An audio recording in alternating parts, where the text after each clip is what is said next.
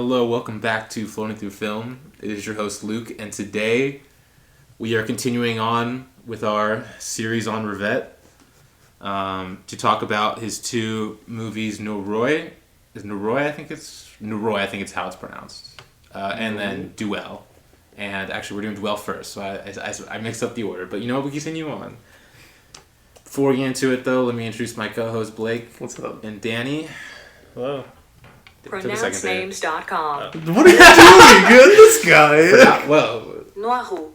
Noroît? There's no way I'm saying that. So Noroît. for the sake of, I apologize. And we gave the video credit, Blake. So we're not gonna get copyrighted. Sorry to all the French speakers. I'm pronouncing it Noroît because I can't speak. Let's see like what this y'all. YouTube video is. Oh man, we're just going to Noroît. Noroît. There's no way I'm saying that. We all messed that up. Yeah. Noroît. Noroît. That's just what I said. Okay. But I'm not saying it like that because that's like. Yeah, so hard. I'm glad we looked it up because you were just like way off. Even the one you I went, thought- you're like, that's right? I listened to a podcast about this movie, and I think like Did they say? I think they said Noroît. I mean, it's spelled like that. But we aren't French, so you can't Yeah, hold us to yeah. that standard, I guess. What's the English title? The North Wind. Okay. But yeah, so Duelle and Noroît are the two movies we're doing today, which I mean, it kind of makes sense if you know like the backstory behind why these movies were made, why we're doing them, because I mean I think they are kind of like two, I think similar movies in terms of like what he's doing because that's a very intentional thing because basically the backstory is this is in the 70s. Rivette wanted to do like was it how do you pronounce it tetralogy? The one where it's like 4 movies. Is it tetralogy? Is that how you pronounce it? Quadrilogy? No, it's no. Tetralogy? Yeah, it's on quadrology. Is crazy. I'm not gonna lie. That's a crazy pool. But yeah, he was basically making this like series of 4 films, basically with this like common goal in mind. And he there's a quote. There's some quotes about it that he kind of mentioned like what his goal is with these 4 films to be, which is. The ambitions of these films is to discover a new approach to acting in the cinema, where speech, reduced to essential phrases, to precise formulas, would play a role of poetic punctuation. Not a return to silent cinema, neither pantomime nor choreography, something else, where the movement of body is their counterpoint, their inscription, within the screen space, will be the basis of the mise-en-scène. And then he also said, to create one's own space through the movement of one's body, to occupy and traverse the spaces imposed by the decors and the camera's field, to move and act within, and in relation to the simultaneous musical space. These are the 3 parameters on which our actors are going to attempt to base their work. So I think there's it's a bit of, you could say, maybe a bit of an abstract quote where like, but kind of how I see it, like why I like, kind of similarities between these two movies is like, in a way, like, they're very simple movies that, in a way, almost like, they create a world through... which a lot of that world is created through the actors' kind of movements, I guess, and just the look of their actors. You know, in Duelle, you see this you have this whole like world created between these like 2 kind of like you know, very dressed up kind of like girls who kind of like almost like walk in different ways from everyone else. Like they're like mortals literally trying to be human or whatever, however you want to read it. So like, I think that's kind of like. A part of what he's saying, but there's also some other things you could probably draw from it, but then there's also like of course like the linkage of like the lunar mythology type thing, because basically he wanted to like he wanted to like basically make it sort of like a mythological framework to kind of like I guess like combining mythological frameworks with modern day France in Duelle, and then Noroît obviously it's a bit different, but it's still kind of a similar idea. I mean, No, I can definitely see the. Yeah, you guys can definitely see that. Just like we've talked about his interest in like the fantastical. Like, yeah. Like mythology is obviously just like. Yeah. Almost like the original interest in the fantastical, you could say. Yeah. Even if it's like, yeah, even if the belief is kind of different. I don't like. It's funny like. Yeah, I think it works well. Like it does add a lot to, especially Duelle to me, of this kind of Like you can definitely feel this. I don't know too much about the mythology he's actually going for, but it just adds a kind of like yeah. I mean, no, for lack of a better word, like the mise en scène, like this kind of feeling. It's not necessarily the narrative or whatever is of it isn't necessarily like doesn't really necessarily make sense. Like it's kind of confusing, but I think that's kind of intentional. Like I don't think he's like trying to like.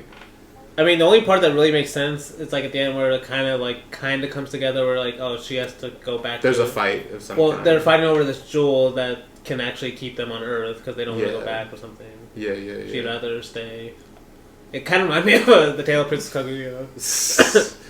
Okay. About having she is also a moon princess that has to go back. No, yeah. Wait, a lot different, but a lot different. Just that idea though. Yeah. But there's also like some other stuff that's similar too is like the use of music. You'll see like I mean Rivette uses diegèse music a lot in his movies, but especially in these two movies, you guys definitely probably would have noticed like a lot of like the music we play by some musician in the background that's just like randomly there. But like and then like a lot of times the camera will forget about it. My favorite part about watching Noroît was actually waiting to see where they were going to pop up next. Yeah, it almost becomes like a game in that one sense. Like just like it is fun. It's hilarious because they pop up in the most random spots. Yeah, because like it's not logical in any sense of why they're there. You know. So,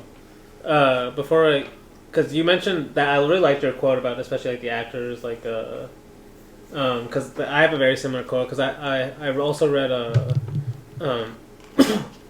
well I finished that like interview he did with Jacques Rivette that I was talking about last week, and I'm going to read a quote in a second, or actually a couple quotes.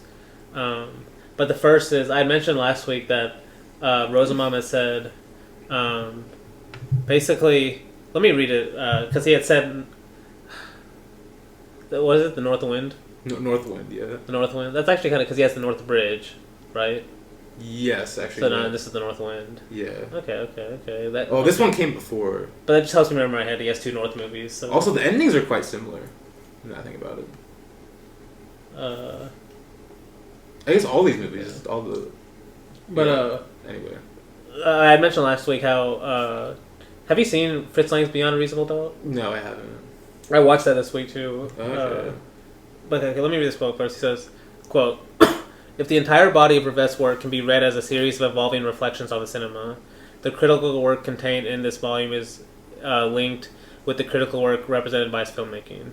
From this standpoint, it is not enough to say that Rivette's 1957 review of Fritz Lang's Beyond a Reasonable Doubt helps to explain, indeed provides a blueprint for many of the preoccupations of his 1976 film, Noroît. One of the assumptions of this collection is that it might equally be valuable to view Noroît as a key towards understanding Rivette's important text on Lang." And basically what he's saying is, like, the movies basically work as critical text, like, to explain his, like, text on Lang, you know, like, to kind of help explain. No, yeah. And like, I was like, he's basically saying the texts kind of go back and forth. Like, normally you think, oh, you can read Rivette's review and then learn more about his movie. Yeah. But he's saying you can actually watch this movie and learn more about what he's actually saying in this text. Yeah. Of, like, his theory, basically. Mm-hmm. And then that's why I was, like, really curious to go back and watch the movie. And it actually makes really perfect sense. No, there's also another Lang movie, Moonfleet, which, like, is, like, totally an influence on, especially Noroît. Because like, even in Moonfleet... So why do you say... Because I'm about to read this quote. I'm about to read these two quotes from... First is going to be from his own... from the review he did on where you would think he's just talking about Beyond a Reasonable Doubt. He's just talking about the movie. Yeah. But really, you think he's actually talking about Noroît. Oh, really? Like, that's why I'm going to read this quote, because you think it could be about either one. Yeah. But what were you going to say about Moonfleet? So Moonfleet, it's like... it's kind of a similar, like, pirate tale that Fritz Lang made. Oh. Kind of a similar setting to Noroît. And it's kind of like... There's also, like, a plot in it that's, like... The kind of, like, central thread, you could say, is, like, there's, like, a certain, like gem or something, a jewel or something they had to collect or whatever in the movie. Kind of similar to Duelle. Okay. See, Beyond a Reasonable Doubt, that's what's interesting. It's not story-wise similar. Okay. This one's about kind of, like, Beyond... It's like my perfect kind of movie. It's like a courtroom drama, but it's like kind of like a twisted one. Do you know the premise? No. About the this guy who, like, doesn't believe in capital punishment and he wants to get it banned. Yeah. So he's like, he wants to set up the system by proving that he can get a jury to prove an innocent man is guilty. Yeah. And so that's what basically the movie's about, is whether or not they can do that. Okay. But so this is what Rivette says. And this is about the movie. So he says, the first point that strikes the unsuspecting spectator a few minutes into the film is the diagrammatic, or rather expository aspect instantly assumed by the unfolding of the images, as though what we were watching were less the mise-en-scène of a script than simply the reading of the script, presented to us without embellishment, without personal comment of any part of the storyteller either. So one might be tempted to talk about a purely objective mise-en-scène, if such a thing were possible. Okay. And basically what he's saying is he's saying as objective as possible. Like, you're just watching images unfold. Yes, Like, it almost feels like, is the director even doing anything? Like, what is the director even trying to say? Like, without personal comment. And so then, have you heard his quote where he, like, mentions playtime? Like, where the film is a fest, its creator or whatever? Yeah. Yes. So I actually know the whole context behind this quote. It actually makes it way better. I'm going to read it now. Because the context is, the person asked him, do you believe revolutionary cinema is possible? Like, do you think cinema can actually, put, like, this kind of, where the revolution is a subject matter, basically. Yeah. And he calls it, like, first order revolutionary, basically. And I'll read his quote.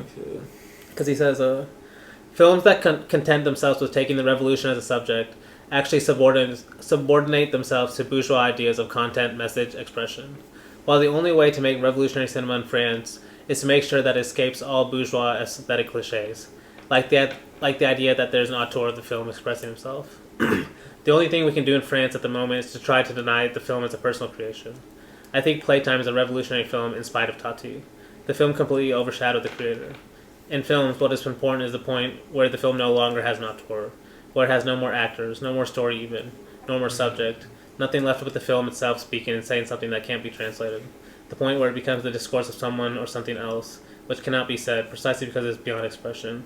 And I think you can only get there by trying to be as passive as possible at all the various stages, never intervening on one's own behalf, but rather on behalf of this something else, which is nameless. Damn. It's that's basically what he's kind of saying. It is the same thing about why he liked Lang so much too. Yeah. It's like because I have this other quote too, but he talks about Beyond a Reasonable Doubt, and he talks about another Lang movie where he says Woman in the Moon. Have you seen that one? No. He says, like, basically these were, like, Lang's first attempt at creating a, quote, totally closed world.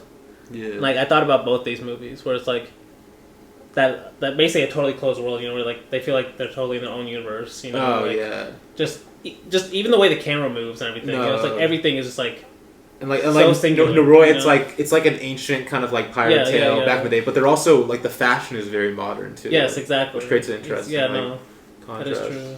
But they're also literally trapped in that world, so yes, that is in a world of like that lady's making basically, or the pirate queen's making. No, yeah. No, that's actually really or good. Or Jonathan Chaplin, I guess. I don't know. Because that we were just to go like off pod for a second. We were talking about musicals and why they're happy and like why Rivette's musical is different.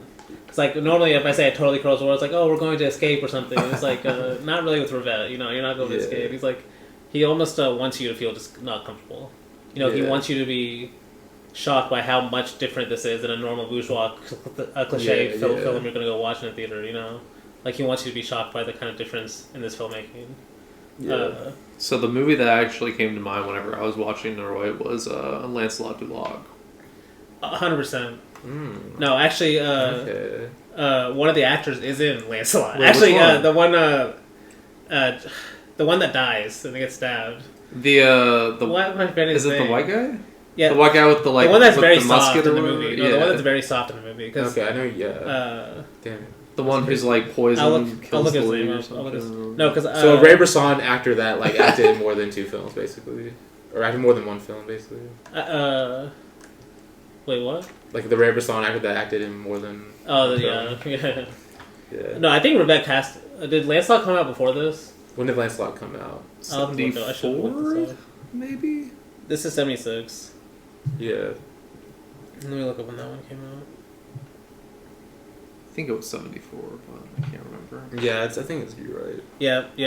He 100% cast him because of no, because one of the opening shots in this movie of because we're only doing this one after, but I have to mention that it's already here. That's fine. Is because Lancelot's like, I don't know if it's the actual opening shot. It's also one of the opening shots of the movie of when they're coming out of the trees. Yeah. It's like it's actually this like long lens shot where the trees basically look really flat and it's like kind of looks like a painting.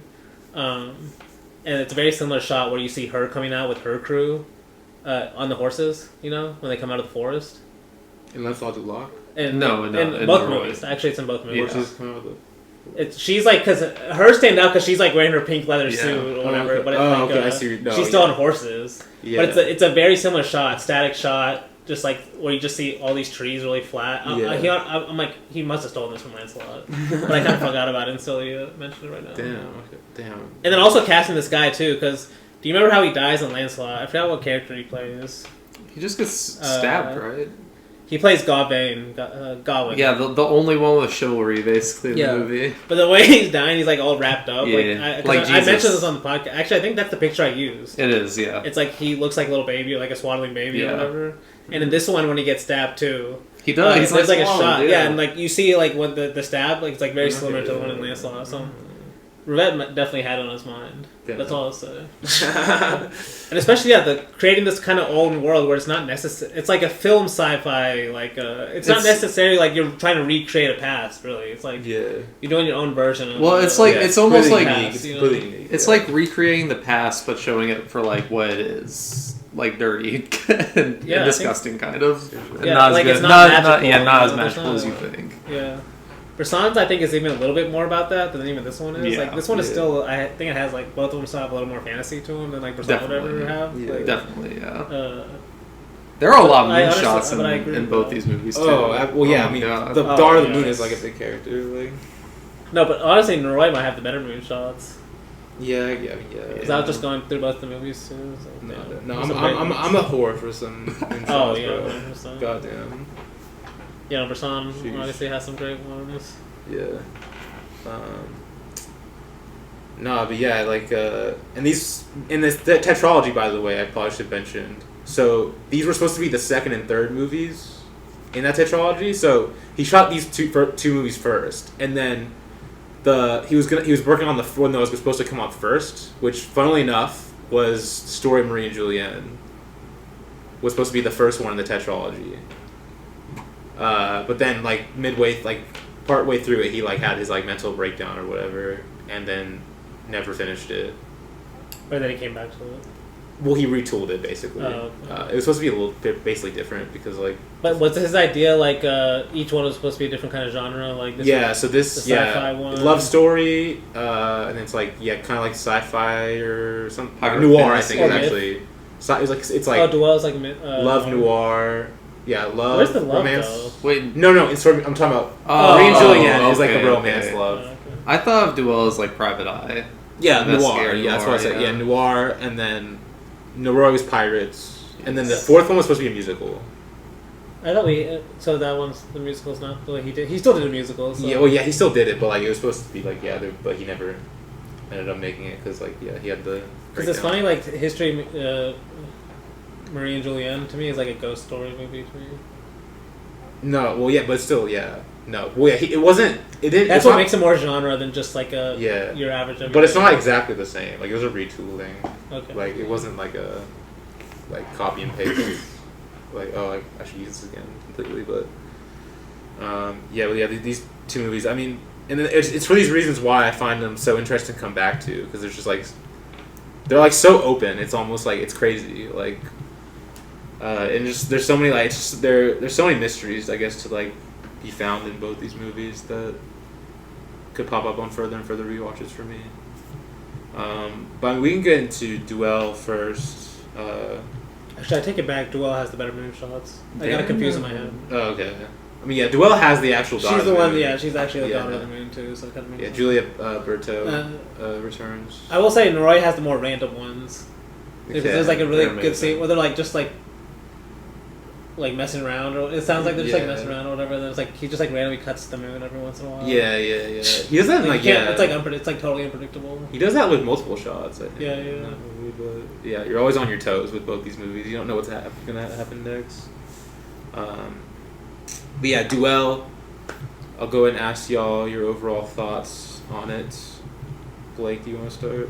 I will. I like the movie a lot. I don't know what's going on.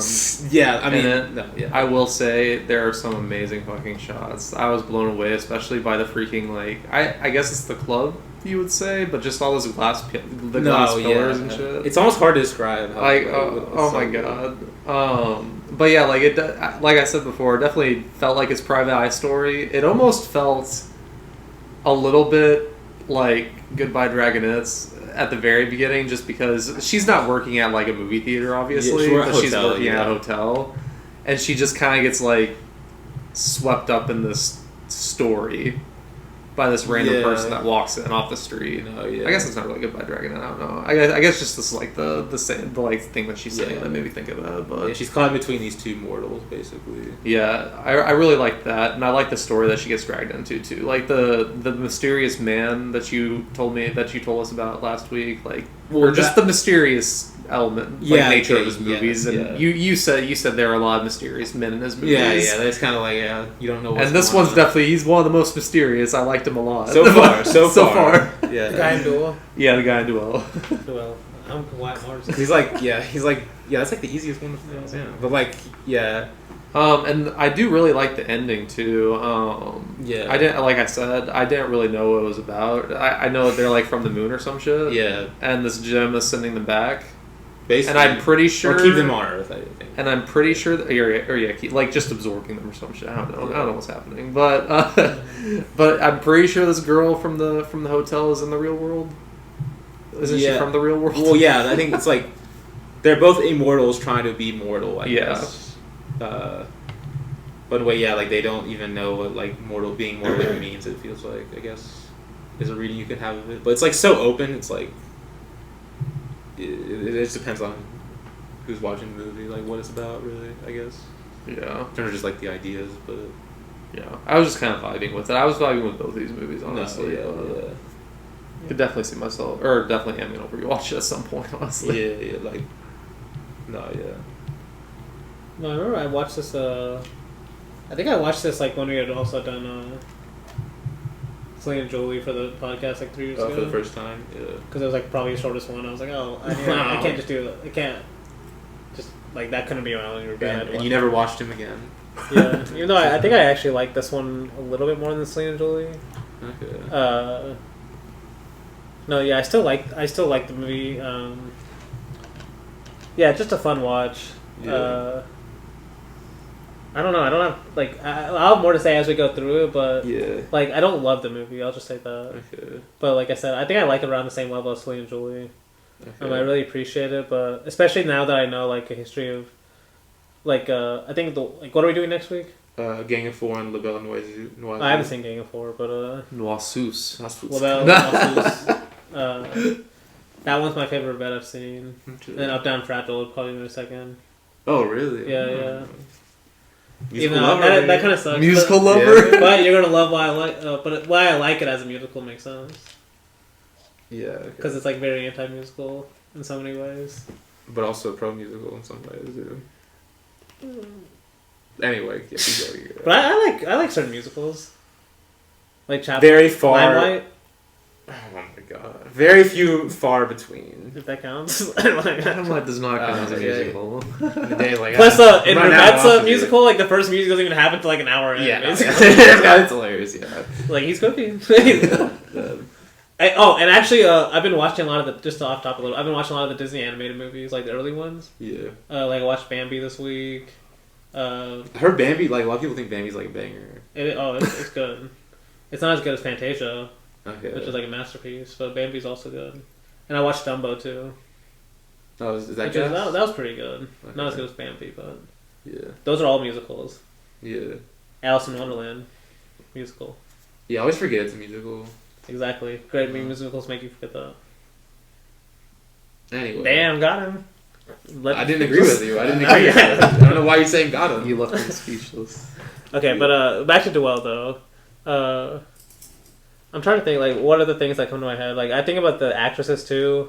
I think about the lighting a lot. I guess that's one thing. It's just the mise en scène is kind of perfect. This is one of the best looking movies I think I've ever seen. For I was gonna say that I will say both of them. Yeah, no, both. In terms of especially for his his goal of he wants to like still make it look like it's a real place and like filming like I've been thinking about this because especially how Noroît starts, where he starts it with that pan like cross. You know, like sure. I think it's a Roslini. I think he might have got that from Roslini because like Roslini loves that like this like sweeping pan across like the basically to kind of almost prove like we're not on a set. You know, like Well, you say, like, think it's like it's like go across the whole screen. Like to me, that's why he's doing it. You know, like it's like because the set is like you're not going to usually pan across the 180 because you'll see like the cameras behind it's you. like the star of the Messiah, basically.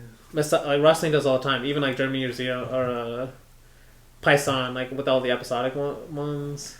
He also does it in a Journey to Italy, but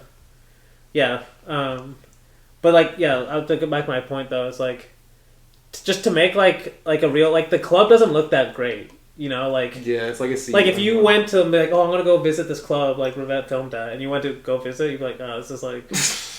But like that's what I'm saying is like how powerful like a film can be in terms of like lighting and like how he films it and like also another point I was going to mention how great the actresses are and like just them being so committed to like being in this like other totally closed world I was talking about, you know, of like making you feel like that you're actually in this kind of like they actually feel like they were dropped from space or something, you know.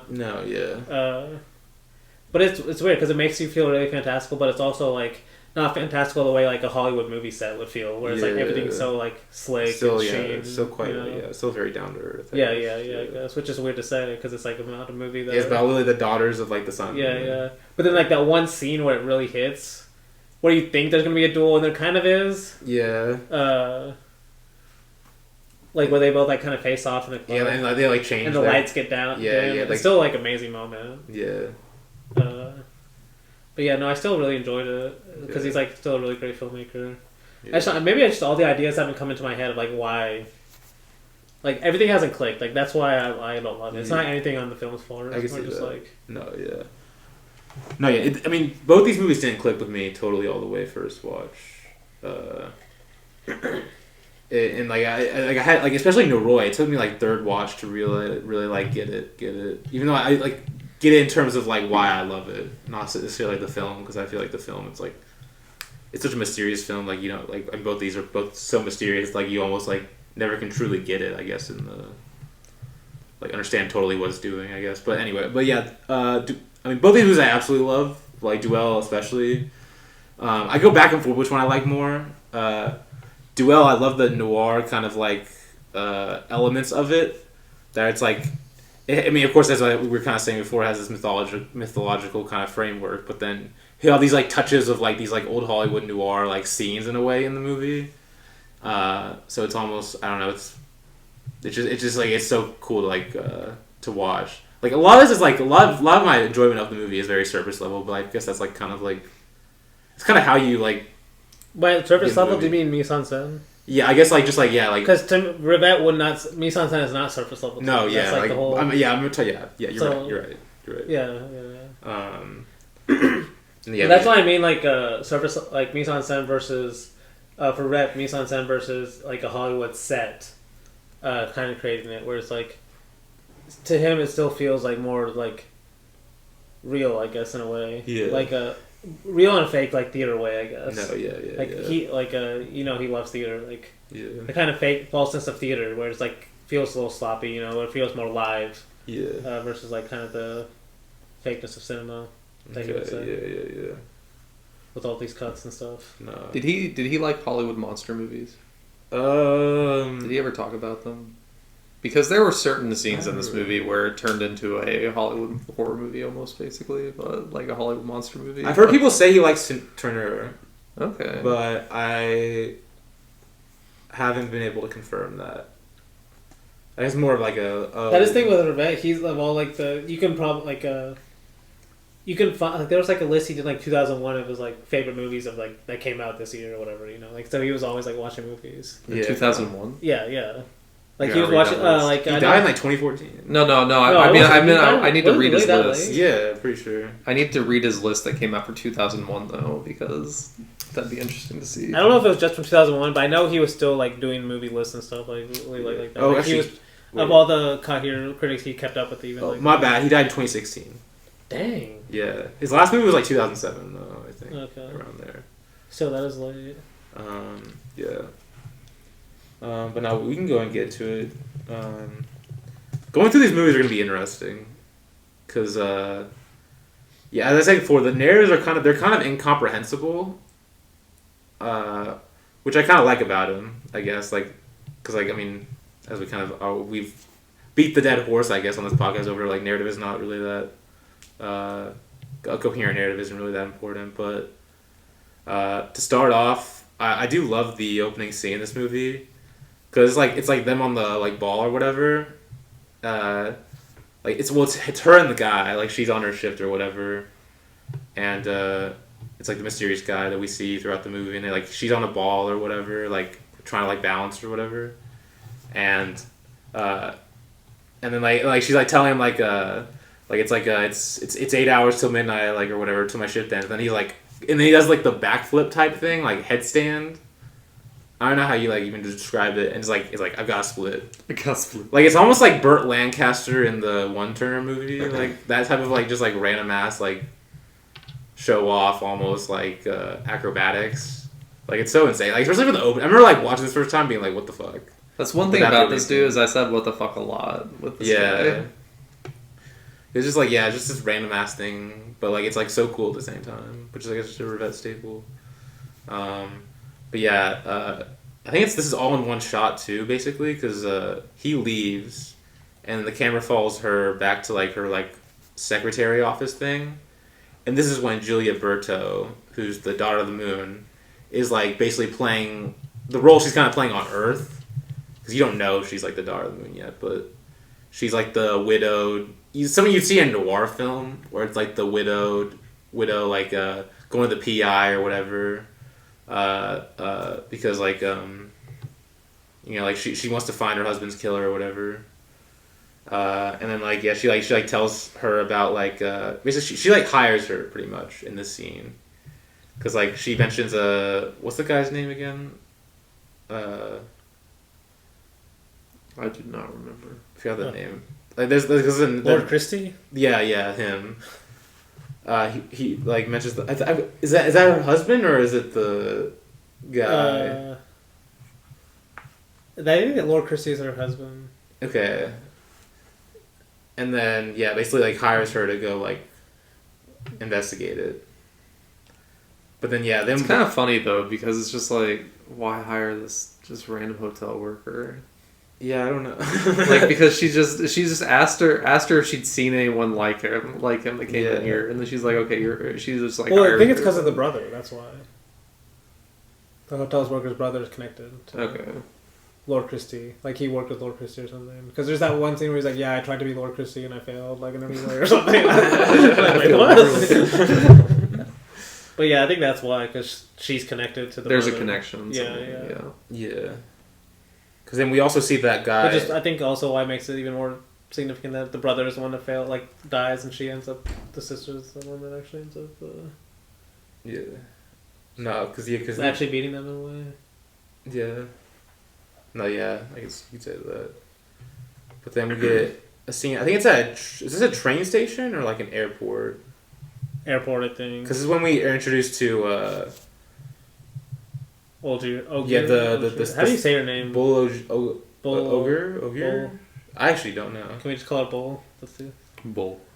Or just say daughter of the sun. Yeah, sun versus moon. Yeah, sun, moon. Although sun just sounds like we're saying like sun. Like. Anyway. And then she's like following him in the airport. Yeah, and this is like some Hitchcockian like way he's shooting it too, like the. Like her lurking behind them, like kind of handheld, I guess. Which then we go to the nightclub. We meet the one girl that's like kind of working with the moon girl, like the blonde girl, that like, has a necklace later on. Yes. Yeah, we're kind of just getting introduced to like everyone, but even then, it's like we still don't know like anything about them. No, that's one thing about this movie is like you basically have to talk about it from the end backwards. Like that's It kind of like a lot of the storylines only make sense at the end. Like if you want to talk about this blonde, she's the one that tries to get the powers. Yeah. Right. Like, but you only really find that out towards the very end. Like, what's she really trying to do? Like, or towards the middle end of the movie, where she's actually trying to put on the necklace and stuff, and like, it's basically about movies like these people are trying to be immortal or not, versus like these immortals are they trying to be like, why do they want to be immortal? You know, they are immortal. We don't really get answers like outright, but we kind of figure out at least that's kind of what's going on, you know. But we only figure that out by the end. And they'll manipulate like the working class girl to like achieve that. But even then, like to say that's what the movie's about. Yeah, it's like kind of. No, yeah. But yeah, she's basically like. She dances with the daughter of the moon in this scene. Like slow dances. This is also where we see the club for the first time too. Yeah. Yeah. It's like dark. I like the music. No, I'm honestly curious. I wonder if this is. This might be the same. He might use this club again in Up Down Fragile, although I'm not sure. Because it looks similar, I think. I just remember it being way more spacious in that one, but I don't know. I mean, you might be right. Just the way he films it might be different. Yeah, actually, I don't. Yeah, it's maybe it's just like Paris nightclubs, but yeah, like she's like telling her information about. I think about the guy. The blonde is telling the daughter of the moon, basically. Telling her where, like, this guy is and such. And then we see, like, the daughter of the sun, like, at, like, the poker game or whatever. Like, she kind of has, like, she's, like, basically, like, a temptress, I guess, in the scene. Like, almost supernatural, kind of, like, going around everyone, like, trying to, like, her goal is to get this guy, like, definitely get this guy to her room or whatever. The only guy in the movie, basically. Yeah, seduce the guy. Yeah, yeah. That's also what makes him more, like, kind of like a... That's another thing I was noticing about, because, like, the same thing was with the North Bridge. Like, he creates these totally closed worlds by being, like, if you're not in this world in the movie, you basically don't even get a face or anything. There's, like, no background characters or, like... Yeah, you know what I mean. It's like only them usually. Like they're just or the musicians that are playing music. You Yeah, get shots of them, but still they're kind of in his closed world too in a way because they're playing music. You know. No, yeah. But like, there's no other like signs of real life outside of the world that he's creating. Yeah. And that was something I'm like now I'm thinking about it. He mentions that in the Beyond Reasonable Doubt review too, where he's like, there's basically no mention of the time, the day, like. No outside gestures of like a normal events. Like no, everything that happens is like what he tells total necessity. Like everything happens for like this world. Okay, yeah. No. Like that movie happens a lot faster, where everything is kind of just like is cut more like. But like the closed world still is very detailed though. Like which is fascinating. Yeah. No, it's but it's like everything that exists is in for this kind of world, not for like to make it feel realistic or like part of the real world or something like that. You know? It's his own thing. Yeah. No, yeah, but okay, that's why I was gonna say this because this guy, like, it just feels like he's in a trap too because like there's no other guys in the movie, you know, it's like all women except for him. Okay, yeah. So it just feels like he's just like when he's like, oh, he's the guy in the movie, you know, it makes him feel more thoughts. I think Noroît there's like 3 guys, right? And like it's almost like goddesses and this one guy, like yeah. And it kind of just feels like he's like doesn't know what's going on too. Yeah, as we're watching, he's getting played basically. Yeah, basically, by both of them. No, yeah. Because like also there's this random detail too in the scene where like the dealer's using like the paddle to like flip the cards or whatever. There's just little things like there's that I was like, yeah, that guy's kind of skilled. I was like, yeah, I was like, I don't know how much he's getting paid. But. It just looks cool. I don't know.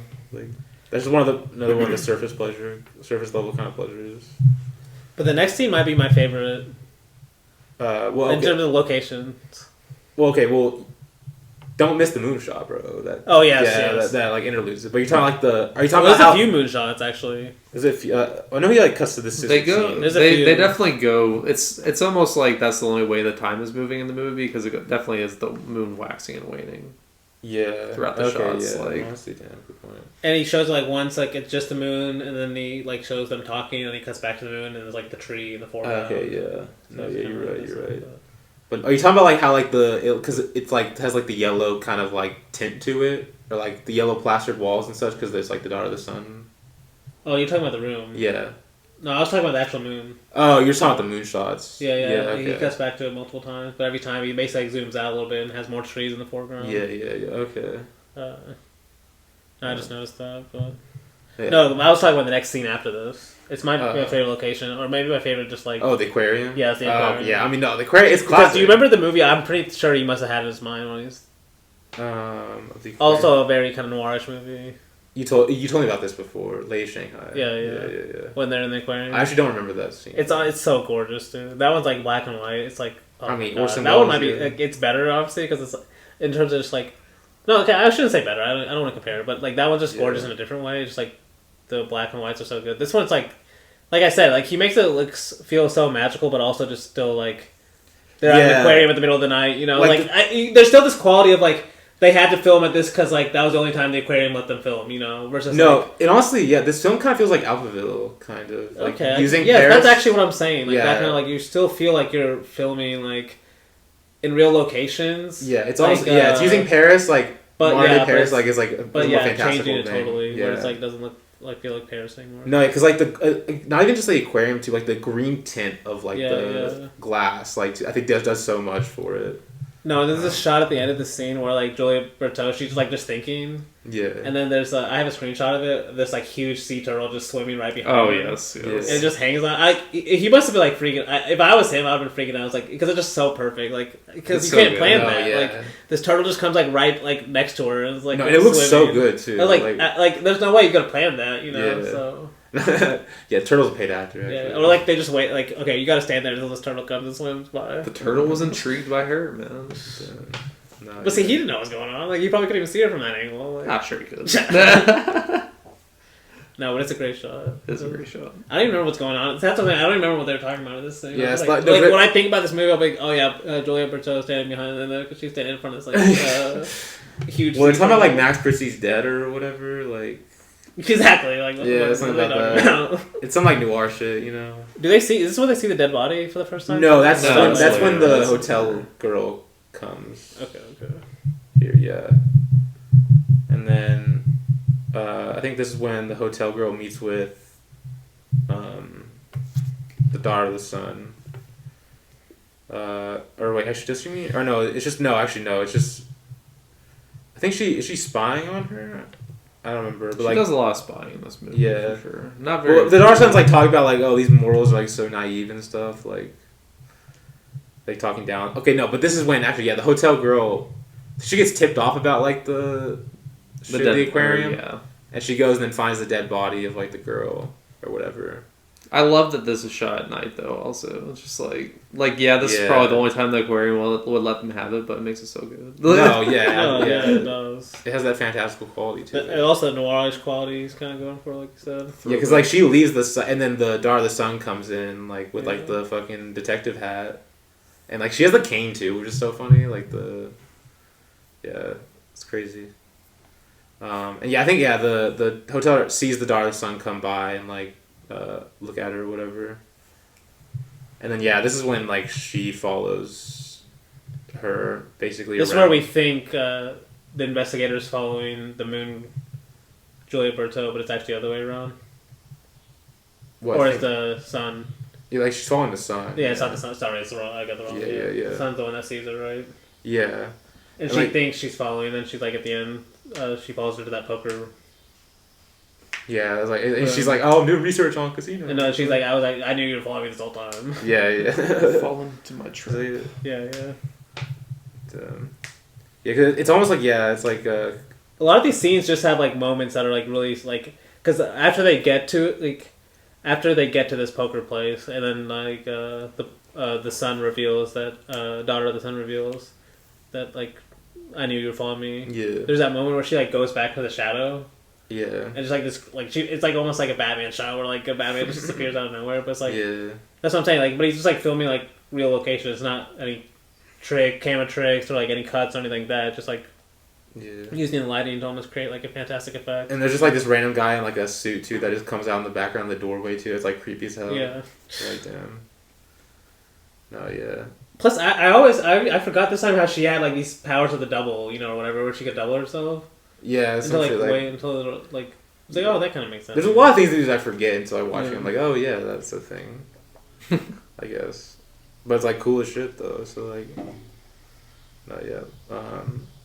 I think the daughter of the sun, like, basically she learns from her about, like, what she's in, like, who hired the girl, and then she starts doing, like, the investigating of her own, like, into, like, the blonde girl that's, like, working with the daughter of the moon or whatever.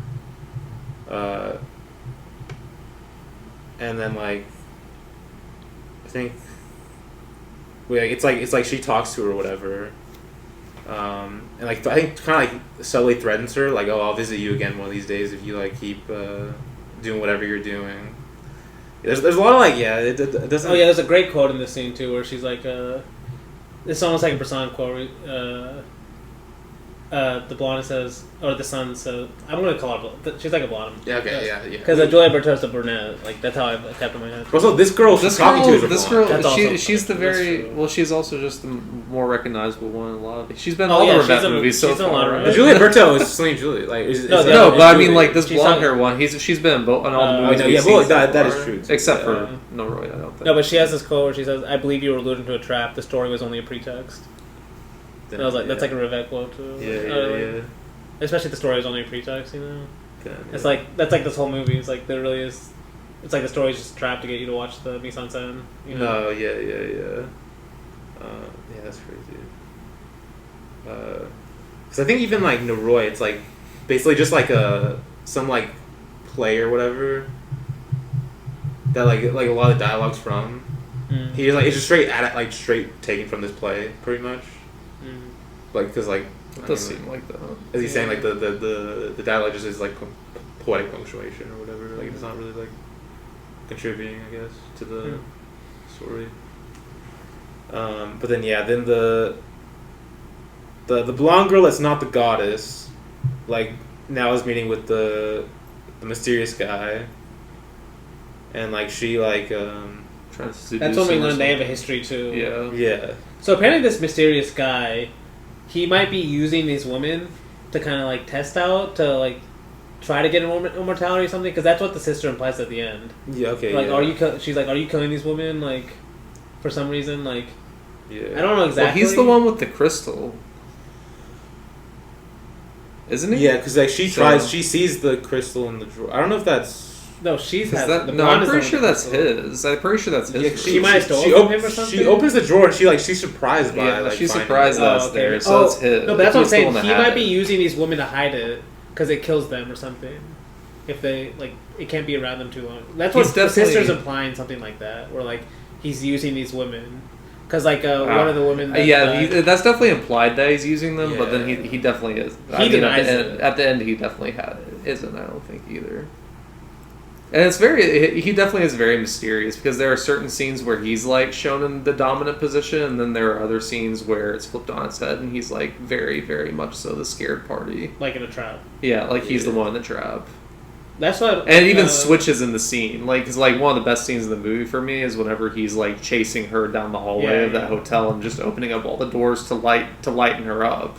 Yeah. But then like it still ends kind of like horrifyingly for him because the darkness is still like I That's the don't one know. where it's like It's switching to crazy. black and white too. Yeah, no. But that's yeah, actually it's in switching black to- and white. No, that Oh. one's the different one. That's a different one. Yeah. Yeah. He also does that in Noroît, switching to black and white. When He switches like red and green. He switches in to the Noroît, red too. one. Yeah. and black and white. It's like insane. Is it green too? I thought it was just red. Yeah, he does green at Red one and point. green. Yes. Oh, God, it's so I remember the insane. red. I don't remember the green. I don't remember the green. But either. yeah, you might be right. Because Yeah. No, but yeah. She like tries on the thing, and like you have that great shot of like her like it's like the lights go out, but then like the necklace just lights up. Like it almost looks like like someone lighting a cigarette at first. Bro, it's such a good shot. Yeah, it's a nice shot, like another moon shot, and then we see I think the hotel girl basically like meets the daughter of the moon at like the park or whatever, and then she's like, "Yo, like basically trying to manipulate her against Daughter of the Sun." I think because like the hotel girl like I guess this is actually when she finds out that the Daughter of the Sun is also here. She's like or maybe I don't know. I don't know if it's like she's surprised that she or she's like I mean, I'm gonna be honest. As you talk about this movie's a classic example of like it has to be better on rewatch. Like Yeah. And maybe watch them close together because I watched these 3 years apart, so I still don't. Yeah, remember yeah. But like, it's like the story's so much easier if like you're just like watching it in your head, like if you already know what's going on, and then you Well, just because that's a big part of like everything. the noir tropes. Like you've seen them in other movies. That is true. So But this one is like there's still something like you're trying to figure out what's exactly going on because there's so much like, but it's actually a lot simpler, like you're saying, once you kind of figure out all that. No, yeah. But it's still hard to explain it, you know, like all the relations in detail. Like it's easier just to watch it. Yeah, I'm struggling right now. Yeah, you're like Blum, like this is where they all kind of meet. They're in a park. Yeah, they're talking about. But like, this is basically the moment where they all are in the same room. All the main. No, characters, yeah, basically. this is like a big moment in the movie. Even So it's that's, like not really it's kind of fun to watch how he just goes through all the different interactions. Yeah. It's like a. Yeah. Especially there's like these shots with the mirror. It's like so good. Oh like, yeah. Like one of them is standing right next to a mirror, and then like it looks like they're like standing next to each other, but one of them's in the mirror. It's like a split diopter with the mirror. Yeah. Yes. Yeah, I know exactly what you're talking about. Yes. And so it looks like they're talking to each other just next to each other, but one of them's in a mirror. No. Yeah. Oh, it's such a great shot. Oh my god. Yes. Because yeah, they kind of like have this like the two daughters kind of like have like the. They're like kind of like it's almost like a game between those two. In the room, like the room's kind of like the board, I guess you could say. It's like a game, cause they're like almost like trying to like. I always seem like they're almost like it's like showing like them manipulating everyone, and then kind of like basically using everyone as kind of representative is like using everyone as their pawns for their game, I guess you could say, against each other. Like this scene's kind of representative of it. The way they're kind of like avoiding each other, but kind of like using like talking to everyone else still. But then we finally kind of. We finally have the face off between the two. You know, I think it's insinuated by the guy, right? Cause he does the shit with the mirror. He like puts his hand up to it, and it like breaks or whatever. And then I forgot about that. Yeah, then they like that's when they like the lights dim all of a sudden. They just change to like their like godly forms, like even though it's just like a different outfit basically. That's why when he does these, like he uses like fast cuts, all of a sudden they like really stand out. No, yeah, it's insane. Like the movie's so slow most of the time, just like long takes. It's just like bam, all of a sudden like everything's changed. It feels like it's like it's a jump cut. Using the jump cut though. Using the jump cut just like as part of like the magic, you know. Yes. No, exactly. Instead of just using jump cuts all the time. Yes. Damn, yeah. Which I mean, I think he did that in Sling and Julie too. He did. Yes, I mean even Noroît with like so it's like so simple, like her little magic little like her power she does at the end when she like kills that guy. Oh, okay, yeah. Who's like been chasing with his treasure, like. Describe these movies are so fun. Like, but yeah, when she uses that power, it's like It's like it's almost like it's also like the dragon too in the point in the North Bridge. Oh yeah. No, this guy. You know that one is like still pretty great too. Like that one they had to actually plan probably. Yeah. Had a lot of people on set and like had a huge fire and shit. But even that's like so simple. It's just like it's still simple too. It's like just a flamethrower. Okay. And like maybe not a lot of people. It's probably just like some 3 guys. Yeah. Just decorate the slide a little bit. Decorate the slide a little bit and have a flamethrower. No, yeah. And then we have again 2 people meeting those random ass locations. Some greenhouse thing now. Like I love the look of it. Don't get me wrong. Yeah, like why are they talking here? Like as you're watching, like what the fuck? Yeah, actually, I don't even think about now that I'm thinking about it, I'm like, wait, why are they even talking? No, it kind of once you're in the flow of it, it's like it can take me anywhere. They're just talking at this like random location. Yeah, like we've That's what I mean by the totally closed world though. They don't even he doesn't like explain like, oh, they walked on this like local New York street and they got here or something, you know. It's like no, there's all of a sudden these like trees behind them. Like it just cuts right away. Yeah. Or it's not even trees, it's like leaves and plants. That's why I say it's like kind of a greenhouse kind of vibe. Yeah. Yeah, because we've been to like a greenhouse. No, but this is where she's like as she's telling the story. It cuts to the black and white scenes. Yes. Of her fighting this other guy, getting chased, which must be a flashback, I guess. I don't know, but even that's like no, because this is this a flashback or her just trying to trick people into like? Well, she's definitely manipulating the blonde girl in this. No, because this is one of the themes of the movie too. Like this quote of where she says, "Walls can always be knocked down." numbers free us from them, and then starts saying random numbers. Yeah. And that's when it cuts to this like black and white, and like I don't know exactly what he's saying about that, but like basically this idea of like that quote about like being free from bourgeois cliches. Yeah. It has something to do with that, like. Like almost like this idea of like saying random numbers, like just to get yourself from away from like cliches of being like I would say like Minecraft might say bucket or something. No, like just doing anything. Like the way just film just quotes. Oh, you can just even make a do it in black and white. Yeah. Okay, that's a good interesting point. Like it doesn't have to have a specific reason. Yeah.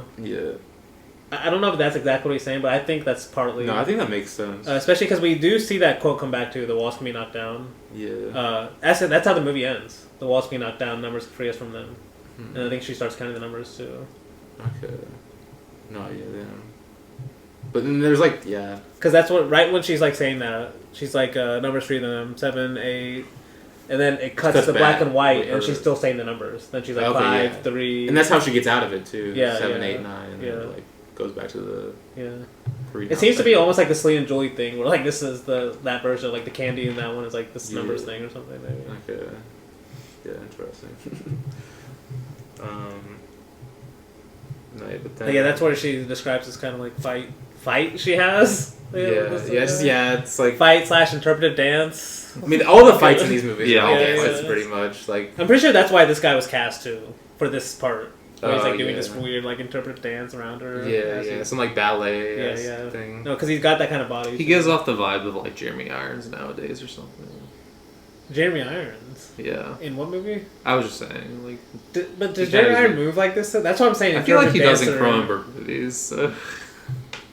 No, I haven't seen him in those. Is he the incest guy? Yeah, wait, the incest guy? That quote? Yeah, we like sound so confident, like good father. Now you gotta explain it. You're like... He's like everywhere. He's like, I don't even know the context. He just kind of goes. No, like, you have to explain the context. What's the context? I don't know the context. I've seen the clip. I don't remember exactly. But see, that's why He's randomly so confident. He goes, could a father have sex with his son? I mean, he's like other guy's like. Well, we have incest laws, but he's like, but incest is to protect like for like the inbred children, but men can't breed, so what is he? He has this like British like elegance to him while he's speaking that makes it so funny. The context makes it better too, because like what is he arguing like for? I don't know. I don't remember. This is like some Danny type of like devil's advocate. Okay. Yeah, I can see Danny rolling up. Okay, don't drag me into this. We brought it up. Okay. We'll just say we had talks pre-podcast that were very similar to this, where you were doing this. So Okay. No, Damn, we're no. supposed to. We're supposed to. Wait, name one example. we won't name it. Okay, you don't have one. We want you to have a career. Gaslighting. We want you to have a career. You're listening to Gaslighting Lives, folks. If you ever wonder what it was. The world may never know, but me and Luke will. They can only speculate. Anyway, yeah, I think like is it insinuate that she doesn't kill her in this scene, but like it kind of looks like she's about to. But we also hear something about a salamander. In the name of the salamander. Yeah, that happens. And then we see like the Daughter of the Moon. She's in like some like dance studio. Yeah, add that to the list of she meets with the blonde girl in the dance studio. Where she's basically warning her about the sun. Well, yeah, the girl's like telling her that she like ran into her. She loses all her powers the moment she isn't bathed in light. Oh, okay, yeah, She says that. She's like, she's basically like a vampire. But I'm like, is that true? Because we see her in an aquarium and stuff. But it's always at night, right? No, but she, the Daughter of the Moon tells, when she's telling this one, okay, she's like, the Daughter of the Sun. She's a seductress. She loses her powers when she's not bathed in light. Oh, I see we what see her you're in an saying. aquarium and stuff. It's like, is she just lying to her and stuff? Or I don't know. It's but that's a very noir thing too. I forgot to mention. It's kind of misleading people. Misleading people, using people, almost then like, and just like a lot of noir, like Hollywood noir movies are like some of the most confusing Hollywood films. Like that's like maybe like Like for example, we did The Big Sleep as one of Yeah. our first episodes. Do you remember how like confusing that is? Yes, I do remember that. Yes. Honestly, it wouldn't surprise me if he was No, thinking about there's that 100% film. that kind of quality. Where He's probably thinking of that film too because he loves Hawks too. I can see that. maybe that's why I can't fully get on board. Okay. I do need to watch the big. Yeah, because I remember that I had that kind of problem with it too. It's like there was something about it. Wait, it's intentionally confusing. Yeah. Yeah. I love confusing movies. It's not that. It's just no. Intentionally I remember. confused. I like this one a lot more than that one, from what I remember. But Yeah. Anyway, I mean, I like it more too, but hey. And then I think we see the mysterious guy come back to the hotel worker, and they're like talking about like the situation at hand. But I think they're like saying like, "Oh, let's leave together" or whatever, which. Are they like it's like I guess that their plan is to like escape together or something, and then we see like the daughter, the son, and like I forgot what happens here. It's like she like finds another dead body in the club. Yeah, some shit goes down in the club. Basically, is what I'm trying to say. this is a quote before. I mean, I'm kind of having fun trying to hear you describe these. Yeah. Because I'm scrolling through my screenshots, but like, it just makes more sense either like watching, like seeing the images versus like trying to describe them. But there's that quote where he says to sister that I like, where he's like, because a lot of these are like just poetic phrases.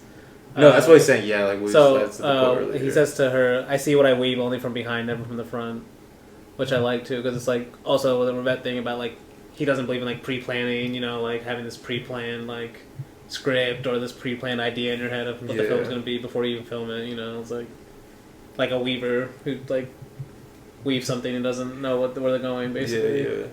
But no, I just like that quote too.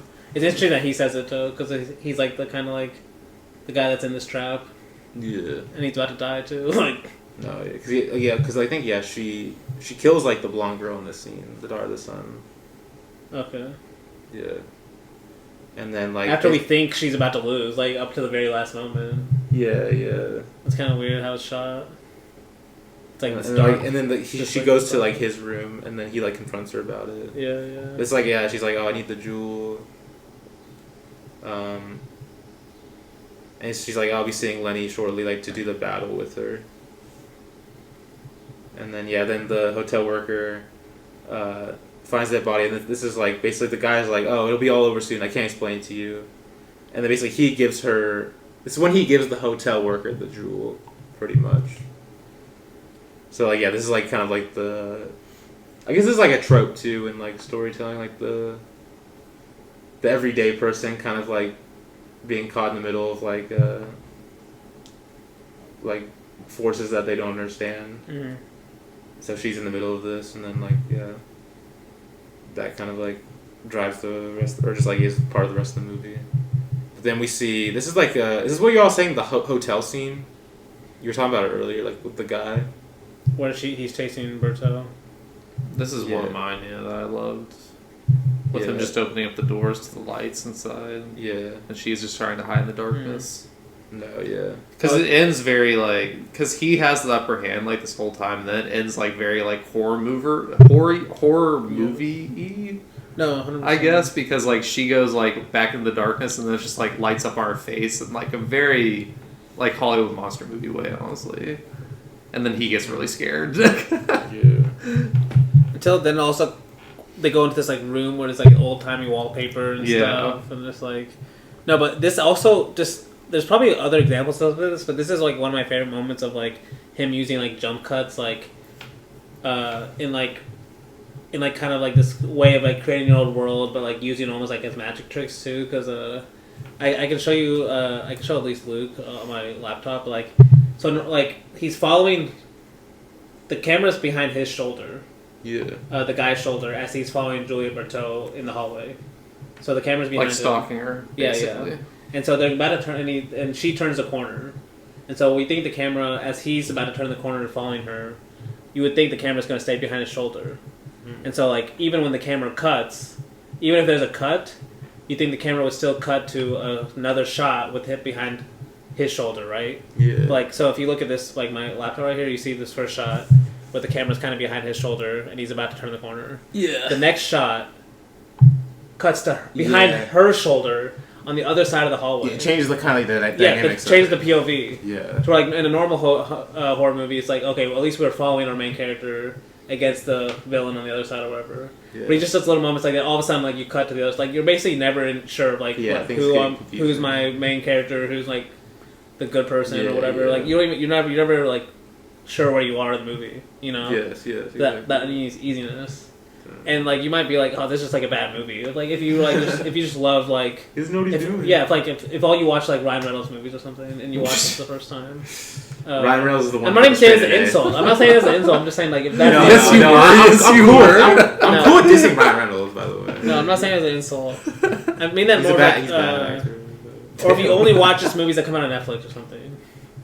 And that's like the kind of style. Like all these movies are edited the same way. You know, Yeah. like they're still using like classical editing techniques, even like if they're trying to make a horror movie or something. Yeah. So like just even like little moments like that where he just like jump cuts. Like we mentioned that earlier moment too. It just makes it feel more magical too, because like you think he's following her, then all of a sudden actually she has the upper hand. You know, like she's like even the camera's on her side all of a sudden. You know, just like stuff like that. Because that's basically how this whole scene goes. Like you think. Yeah. You think he's stalking her, yeah, but yeah. then He it's pulls out the like- knife. Yeah. And like both of the woman's powers, they like the way the blonde woman or the son, she kills the blonde woman in the previous scene. Kind of happens the same way. Yeah. Like she's like almost choking her at the very end. And she's like, no, you kind of understood. Like, No. Yeah. it's kind of weird how they do that. And then like, it's only the hotel girl at the end that actually survives it. Yeah. Well, I mean, this one kind of ends with like almost like she's mind controlling him because he doesn't die yet because he goes back and That is confronts true. the She doesn't hotel die. girl. He just gets stabbed or something, or I'm not sure his exactly hand? what Something happens to his hand. I almost think he's like something happens to his hands. He's like getting He's holding the controlled jewel or or something. something. Maybe? I don't know why. It's like she placed a curse on him or something. Okay. Is this what you're talking in the train honestly. station? Yeah. No, yeah, because that has that like horror movie-esque thing. It's Yeah. like it's a horror movie, but it's almost not treated like it. Because when the daughter of the sun like comes out of nowhere from like that hallway, all of a sudden, Yeah. she just casually walks into frame. It's like kind of like shocking, like in a Rivette way, because it's like not treated as such. No, but yeah, he like because like they're like trying to like work together to get out of this, but then. But then it's almost like the hotel girl is kind of like seeing like he might be under the control of the daughter or the son or something because she doesn't fully believe him. Well, I think he's controlled over both. He's both of them are trying to control him. Definitely. So it's kind of both, I guess. Because this is whenever she asks. Isn't this whenever she asks him if he killed the other people, and he's like, "No, I'm just stuck in here or something too." Like I've been being played. No, yeah. Because then this is when the daughter of the sun. She kind of like locks in on the hotel girl, and then we have that kind of like face off kind of scene. I love, dude, the shot. Oh my god! I remember the first time watching it when you see the fire torches like light up in the reflection, like it's like has that jump cut. Yes, I love that. I love that shot's so good. Yeah. Holy shit! And then we have like that kind of like it's not really a fight. It's like one sided because the daughter of the sun is just like walking her down basically. Oh, yeah. You think it's gonna be the same kind of? Yeah. This that kind of makes feel more classical. Like we have to hear like, oh, we think she's gonna die the same way, but she actually has this kind of jewel that protects her. Yeah. But Because like she stabs her in the Yeah. wrist or whatever kind of, and then the jewel like lights up. It's like it's like she succeeds by accident because the other girl stabs her and it reacts with the blood or some shit. Yeah. Oh yeah. Seals her fate. It's crazy. And now she knows how to deal with them. Yeah, and then I guess the next scene really is like the final scene. Yeah. Too, because then it's crazy how long this shot is of Julia Bertel just waiting. I think it's like a 2 to 3 minute shot of her just in this forest. It's like this park, early morning light. Yeah, I it's love so how like good. this dusk light, you know. She's wearing like just this red headband that like really sticks out. But she's waiting there for like a long ass time. I remember like doing like, damn, this is a long ass time to put in the end of a movie. Like it's like climactic moment. She's just like in this forest, and it's like all diatric sound. So yeah. That's crazy. And then like she like the girl baits her with the like she wants to keep the stone for herself. It's like because Juliette Bertot is expecting the daughter of the sun. It feels like she is scared of this girl, of the hotel girl at first, because she like runs away a little bit. Yeah. Before she's like, "What am I doing?" Almost. At least that's why I think. In her like posture, she's like, "Why am I running? Oh my god!" Because I guess this is what she's like. The walls can always be knocked down because after she like kind of like takes it for herself, like symbolically. Well, she opens her wound, puts blood like for the blood, then puts it on the stone. Something we haven't explained the whole movie. Like that's gonna happen. Like, and then like she does like the thing from earlier where she's like that's what I was saying. She's like she says 2 and 2 no longer make 4. Walls can always be knocked down, and then she starts to count down like 7, 8. Yeah. It's like random counting, or is it random? Who knows? Yeah. Actually, I don't know. If it's... Yeah, but yeah, that's Duelle. You said you think you'd like this more on rewatch though, like. Mm-hmm. It's definitely rewatchable. No, I did like it. Because I remember, I forgot to mention this. When I watched this for the first time, I think I rewatched the next day or some shit like that. It was one of those movies because I was like, "What the fuck?" Like trying to wrap my head around it. I see that. No, but yeah. After the break, we will get into Noroît.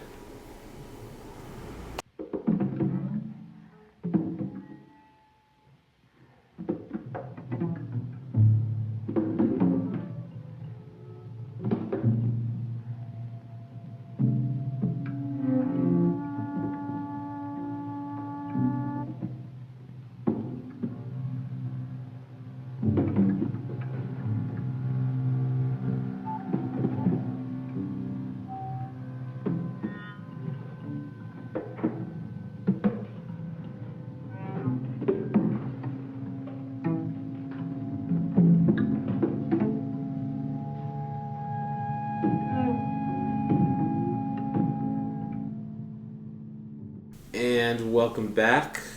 And now we're going to talk about... I guess this movie came out the same year as Duelle, right? 1974. These both came out in 74, right? Same year? Make sure. 76? Or wait. Duelle 76. Okay, then this is... what? Because 74... Yeah, they're both 76. Yeah, 74 was... Also 1976 film, Noroît, or whatever the pronunciation was we discovered earlier. Noroît. Yeah, some shit like that. Some French shit, you know. Noiro. Okay, no, that's not what it was at all. Damn. Noaho. Noiro. Okay. I think we get the point now, yeah. It's on a 24-hour loop. Noiro. Oh, God. It's gonna haunt me, bro. I'm gonna hear that in my, like, nightmares. Anyway. Basically, Rivette's female pirate gang movie. Which is, I think, a great selling point. Because, like, it's just crazy he made this movie. Also starring Geraldine Chaplin, Charlie Chaplin's daughter. Do you guys remember the other movie we did of hers on the podcast? She was an extra in Limelight, but Limelight, she was like when she was like a baby or whatever. I was thinking Limelight. But Fellini, right? No. Oh yeah, the clowns. No. Cassavetes? No. She's she's a pretty main character in this, or one of the main characters in this movie. I do remember doing her. She played a prominent role in a movie we done on the podcast. American director. Is it that Altman? Yes. Do you remember what movie it was? Prairie Home. She played a news reporter. Texas. Nashville. No. Yeah, Nashville. Oh, okay. I don't know why you said Texas. There's no main characters in Nashville. That's crazy. But she's a main character. That's crazy. She's a main. You said that like she was like an Elliot Gold kind of. Elliot Gold's in that movie though. Elliot Gold's in the movie. One of the 25 main characters. That was insane that you said that. That was like a no. Anyway, how much screen time do you think she even has in that movie? She has like okay amount compared to relative to the rest of the characters. One of his weaker movies, not bad. Also kind of forgettable one. American classic. Anyway, I think people like that because of the name and the title and the poster more It's a than good movie. It's a very good movie movie. too. Yeah, it's a very good Fucking movie. bitch.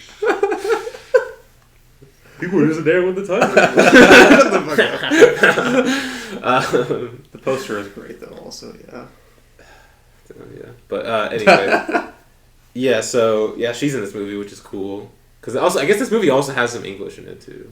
Yeah, which is crazy. A lot of English, Yeah, honestly, more than I was expecting. No, yeah, and yeah, I kind of mentioned. Actually, did I mention?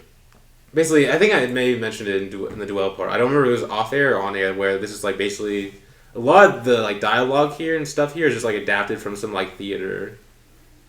From some play thing. It's like Cypril Tourneur, I think it's the name of the something Tourneur was the name of like the playwright or whatever. And no, yeah, this is. I mean, I feel like we've already mentioned this movie quite a bit, but I mean, I'd like to hear y'all's thoughts overall on the movie. Yeah. I really like this movie. I liked it a lot. So far, it's my favorite that I've seen from Rivette, honestly. Oh, Better Sleep. Yeah, Damn. I liked it the most. Crazy. It's the That's most crazy. I've liked watching one of his movies so far too. That's crazy. From the opening, it was honestly my favorite. I don't know. I really liked how he opened this movie. Yeah. But I already said one of my favorite parts of this movie is just like watching where the musical guys are gonna appear in frame. But I honestly. I lost count of how many times I said this is the most beautiful movie I've ever seen. Like just looking at it, like because there are just so many just like immaculate shots. But we did say it like already. This is like him kind of doing something similar to Lancelot du Lac, which is one reason I love Lancelot du Lac is just him deconstructing like this kind of like era and this like grandeur and this. It's funny. I've heard people say it's not even like deconstructing, but almost like expanding on. Expanding on, yeah, I would say just exposing. Honestly, exposing. Okay. Honestly, I don't know. Okay, what's the difference? I would need to read. I wish I kind of wrote that down. I just remember reading it like something about almost like expanding, kind of like the, I guess genres. Maybe I think that's kind of what they were saying. Something in that vein. But yeah. Anyway. No, yeah, but I just loved watching this movie. I still don't know, like, I do think it's easier to follow than something like Duelle. I will say that. Like, or I mean, I guess this one has kind of the revenge tale. I guess you could say that. Yeah, well, and I just kind of like I like that the fact that it's like I feel like the enclosed world is more apparent in this one than it was in Duelle for me, just because like they literally say multiple times like she's keeping us trapped here and we literally can't get out. Like, no, I can see that, yeah. Like it's a world of her design and she's not letting anyone out. Yeah. But and the opening kind of feels like that too. Like it honestly feels like the movie is starting over at the end, like like that could be a reading of it. Like it's just gonna start again, like from the beginning with them on the beach, or with like the two girls on the beach again. But no, yeah, I love the movie though. On first watch, probably the one I'm most likely to rewatch so far too. Also, well, I mean, I'd rewatch all these movies, but I am kind of itching to rewatch this one already. I do love Pirates, though. That's probably one reason I love Pirates are cool. Yeah, Pirates are cool as fuck. Like, and the Seaside Castle location, man. Like, goddamn. Yeah, you should watch Moonfleet, too, now. I do need to watch. I need to watch Morling anyway. Yeah. And maybe some Rancho Notorious while you're at it, you know. But anyway. Danny? It's fine. As Blake says, this is I think this might be my least favorite, honestly, of the ones we've seen. Maybe on the same. You hate pirates? The Noroît Bridge. It's not the pirate part. It's a lot of the theatrical parts. Honestly, it's just like there were some theatrical moments. Yes, like the full on acting scenes where I'm kind of just takes me out of it. Kind of like when J.L.E. Chaplin like goes crazy and stuff. Well, when they actually put on the performance for the lady. Oh, okay. Like multiple times. I like that scene because or like the scene because like I guess because multiple times they actually kill people during those. No. They'll kill people. Someone like right before the scene. Yeah. And it'll like transition to a scene like recreating that scene that just happened. I thought that you were talking about like the bridge moments where they're actually where like the two girls are like actually talking English a lot and overacting. You would say, or theatrically acting. No, yeah, those kind of annoy me too. Because those ones, they did kind of annoy me. And you was like, no, it's like, no, but I still really like this movie. I don't know. I'd have to watch it again. Even though I have seen this twice now. I mean, dude, it didn't. Actually, I think I like it more than Norse Spirit. I don't know. It didn't click me. I will say, like the world stuff is like Blake said, it is maybe his best looking movie. Yeah. Almost like it's like he's giving himself excuse through this pirate world of like actually filming beautiful images. Almost. Yeah, just the blues, Honestly, blues of this movie, or like and like the all the paint wide smell, shots blue with and the red. like The bright the colors, flower, like that yes. flower field when you see the horse riding and stuff. Well, just her suit too is just Yeah, amazing. her suit's Oh my great. god! Yeah. Whenever I saw her on screen the first time, I was like, "Yes, I love this movie already." And kind of just like this idea of like a friendship almost like falling apart. Yeah. Okay. Well, because this one's kind of about like revolution too, obviously, because they're like revolting against this world Yeah, and that like she's one creating. of them like goes back on it. Well, they both kind of go back on it at separate I guess they- yeah, moments they do. because like One of them, it's interesting in that way because I don't know, it's like yeah. showing like you are at least enamored with this person enough by Yes. by their kindness that you aren't gonna like just like betray them. Yeah, I guess, Yeah. even though that's your entire plan from the beginning of the movie. No, yeah. But yeah, like once you're in it, like in the world, it kind of changes you in a way. Yeah. No. No, I do like it. Okay. And then I like the Lancelot connections too, obviously, what we talked about. Yeah. I do like the two guys in this, or the two main. Are there three guys, or they're just two? There's like 2 or 3. Yeah. Because I know the two main ones I like a lot. Oh yeah. Okay, but I'll ask you guys. Do you find the story more or less confusing than Duelle? I already said I think it's less confusing a little bit, Okay. or I think it was easier for me to follow along. Okay. Because yeah, it still is quite difficult. I feel Yeah, like. Actually, the this ending is- is still weird. because this is something I've thought about, because especially after I read I said I want to read another quote about the hand. Yeah. That's what he calls the review on Beyond Reasonable Doubt. He named it called The Hand. Because he says about this movie, which is funny. Okay, let me ask you first about this movie, Noroît. Would you say this movie's entertaining? Yeah. So then Rivette didn't do his job because he didn't want to make entertaining. It's his most difficult, like one of his more difficult movies for sure. But I just find it entertaining because like I like Rivette and also like the Pirates. But so I have two quotes. Because first, this one is so remember he's saying this about Beyond a Reasonable Doubt. But remember Rosenbaum says basically everything he's saying about Beyond a Reasonable Doubt is almost like you could say about Noroît in a way. It's almost like a commentary on it. yeah. But because Beyond a Reasonable Doubt, it's funny. Let me just read the quote. He says, quote, this is Rivette. A film like this is obviously the absolute antithesis of the idea of, and then he puts in parentheses, an entertaining evening. And by comparison, A Man Escaped or The Wrong Man or A Jolly Saturday Night Out. Here one breathes, if I may venture to say so, the rarefied air of the summits, but that at the risk of asphyxiation. And basically that first line where he says like about the basically being antithesis to the idea of an entertaining evening out, Yeah. like that's what he loves so much about Beyond a Reasonable Doubt. Okay. And then he goes on later to say, because initially he describes Lang's movies as the movies like normally a movie would do this, but Lang is almost like denying. He calls them denials of like what a normal movie would do. And then later on in the movie, in this review, he says, I should have used the word denial. I should have used the word destruction instead. And then he says, quote, destruction of the scene. Since no scene is treated for its own sake, all that subsists is a series of pure moments, of which all that's retained is the mediatory aspect. And then he says, destruction even of the characters. Each one of them here is really no more than what he says and what he does. Who are Dana Andrews, Joan Fontaine, her father? Questions like this no longer have any meaning, for the characters have lost all individual quality, are not more than human concepts. But in consequence, they are all the more human for being less than an individual. Here we find the first answer. What remains of humanity? There is only pure humanity. Whereas Fellini's exhibitionists instantly reduce it by compromising it with their lies and buffoonery. Lies obligatory when one attempts to reconstitute some extraordinary situation. Buffoonery all the more offensive in that it purports to be realistic and not simply pulling faces. Anyone who fails to be more moved by this film than by such appeals for sympathy knows nothing, not only of cinema but of man. And because especially like the part where he says like who are the basically he's saying destruction of the scene, destruction of characters.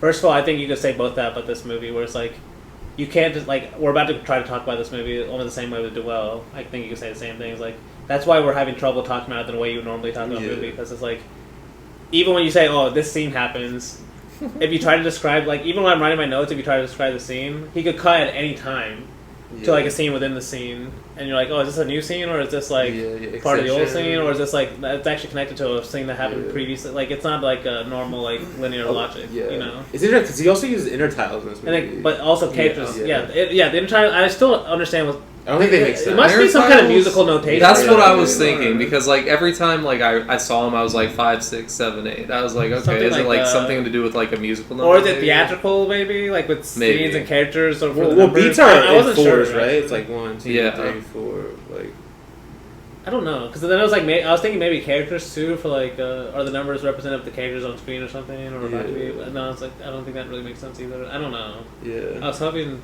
you would know, but No.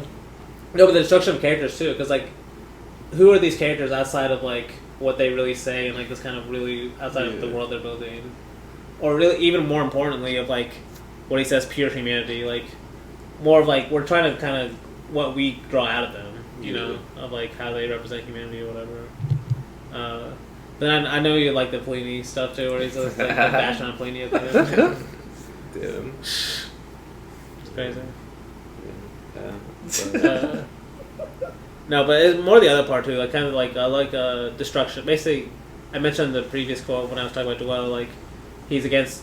Basically, he says revolutionary cinema is that which is against bourgeois cliches. Yeah. In cinema and everything, you know. Yeah. And that's part of this is destruction of your scene, destruction of the character. You know, try to do something outside of that construct. You know. No, yeah, and the movies kind of implode on themselves too. Yeah. In the end. Yes. No, he even has a. No, yeah, I could name another quote where he says basically something like that. Yeah. Where like the movies basically have to like come together, like come together at the end almost. Yeah. No. But yeah, I mean, because his movies, even that's why I never want to say his movies are bad because they're always like they give me so much to think about. Even if why don't I love it? You know. Okay. Yeah. It's not just like I don't like it because it's a shitty story or like a love story or a. You know, the... Too happy. Yeah. This happy ending, god damn it. Yeah. No. This is definitely not a happy ending. Oh, definitely. Yeah. It's not really a happy movie, you know, either. It's just kind of like, I don't want to say so. It's got some fun moments for sure. Oh, well, that's why whenever you said it's entertaining, I'm like, I mean, yeah, I like the movie. They're unpleasant like, people. Depends like on most what you. of the characters are unpleasant people. But even for me, like depends what you mean by entertaining. Too. Yeah. Like are Godard's movies entertaining? Sometimes. To me, Godard's are way more entertaining. I'm entertained by like how he's. But I even think I don't know. It just depends on what like. I know people love Rivette, so like people are probably listening to like hating me right now. But, as they should. No. But I'm like, yo, you're just Rivette's not doing his job. That's what he wants. And it's a boring movie. No, kidding. But why do you love this movie? No. Is this your favorite Rivette so far that we've done? I mean, that's okay. You put me on the spot. You about to go to tier system? Put me on the spot. We have to wait till the end bro. until you give us each number by number ranking. You know your favorites. Yeah. Stay tuned for that. Okay. I'll deal with that. I'll reckon with that when that comes around. No, yeah, I have. I mean, a lot of the reasons why I love this movie are the same reason I love Duelle, as we've been talking about. I guess like what I want to mention, especially is, really I love like. You guys mentioned like the kind of world of the castle, and like in a way it's the castle almost becomes like labyrinth like in the movie too, like it's like the geography kind of like it's so confusing, like how how they're getting from place to place, how the rooms connect, like it kind of mirrors like I guess I talked about like Rivette's kind of like labyrinth-esque like stories or whatever in the first episode to introduce them, and like I think that's like the castle being kind of labyrinth like definitely mirrors that, but nah, it's just like as I said with Duelle, like service pleasure. I just love the service pleasures like of watching kind of just like the pirate, like this kind of revenge story and like female pirates, this female pirate gang, and then watching kind of like all the magical stuff kind of like come to light at the end, and like the shit he does with like the green and red filters and like the black and white too. It's just like, oh, it's so insane. And like how it like switches to night at the end. Like is the last scene the first time it's like nighttime? Because it switches, like he like cuts it. Actually, no. Actually, it's not. I wouldn't the first. say the first. Yeah. But there's still a jarring cut. They're outside, maybe. No, I think It's we definitely see nighttime jarring. before. It's definitely jarring. Like it's a jarring cut from day to night. It is. For that final scene. It's like, definitely it noticeable. has like all the masked people, like Yeah. dancing or whatever. But yeah. But no, yeah, this movie. I love this movie a lot. Yeah, we can go ahead and get into it. Do you remember what in the opening credits, one of the things he says before, it's almost like a title before the title. Do you guys remember what it was? Scenes from someday on a beach. no. Scenes from a Parallel Life 3. Okay. Because I think this is supposed to be the third movie in the tetralogy. But like scenes from a parallel. I like that. Like because we kind of said it with like the Totally Closed World. Yeah, like it kind of being like reality, but like mixed with mythology. Yeah. No, I like that. Yeah, but no, yeah. I mean, I think it was you, Blake, who mentioned the opening shot. Like you were already like, yeah, you like immediately were like down for it because like you have like the, it shows the ocean. It kind of pans to her, but also has like is it the sunset or a sunrise? I think it's a sunrise. It looks like a sunrise. I think so, Yeah. yeah. And like it shows her like laying over the dead body of the like her lover or whatever. It cuts to the same shot later when we see her just by herself on the like when she gets banished or something. Okay, yeah. I don't know. I Exactly know what you're how talking she ends about. up. Maybe she runs away. Yeah, something like that. And like she's like, yeah, she. It's the exact same shot. and I'm the pretty sure camera this is pans also the the exact same beach. way. This is also the beach where she kills her friend at later on in the movie too, right? Geraldine Chaplin. I'm pretty sure this is the same beach. Okay. So. Where it's like ran like she's like yeah you can leave now. That's why. And That's she why I just chases said. her like right. That's why I after. said this. The ending could literally lead to just the beginning of the movie. Like they're just stuck in this trap for like in this world. Yeah. But does she kill her though? Who? She ends up killing her, right? Yeah. And, The friend. Yeah. yeah. Or the lover or whatever you say. Yeah, friend lover. Yeah. Revolutionary. Revolutionary. friend, I guess. Yeah. Yeah, Telephone. Geraldine Chaplin is like so insane in this movie. I She feel like I is. should mention it. Like, cause she like kind of like goes back and forth from like this like calm, cool, and collected person to like this like manic like revenge seeking, like almost like irrationally so.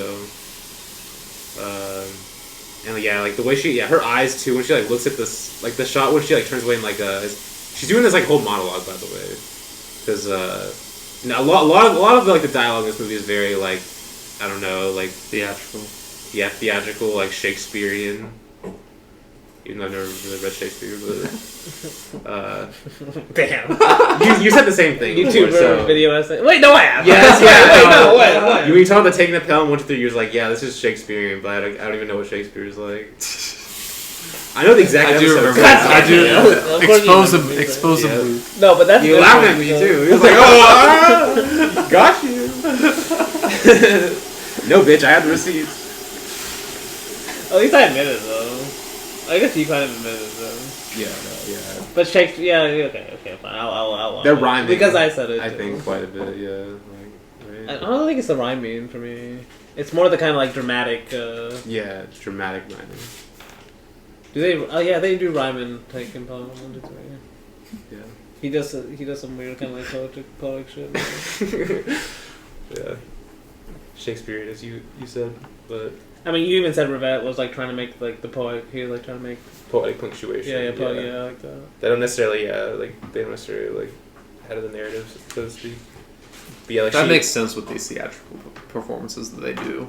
Yeah, That definitely feels like the poetic punctuation. Yeah. No, because there's one scene in the movie like where she's doing like the monologue and it has like the diegetic music playing in the background that I love so much. But yeah, she's like there's like this shot of like her like turning towards like the sun and like you have like that beautiful shot of like the golden hour type sun shining in her face. She's like talking about how she's like plotting her revenge or whatever.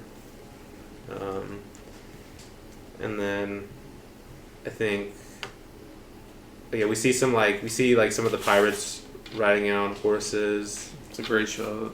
As And Dan then already said before. He cuts to this field like a lot. He does.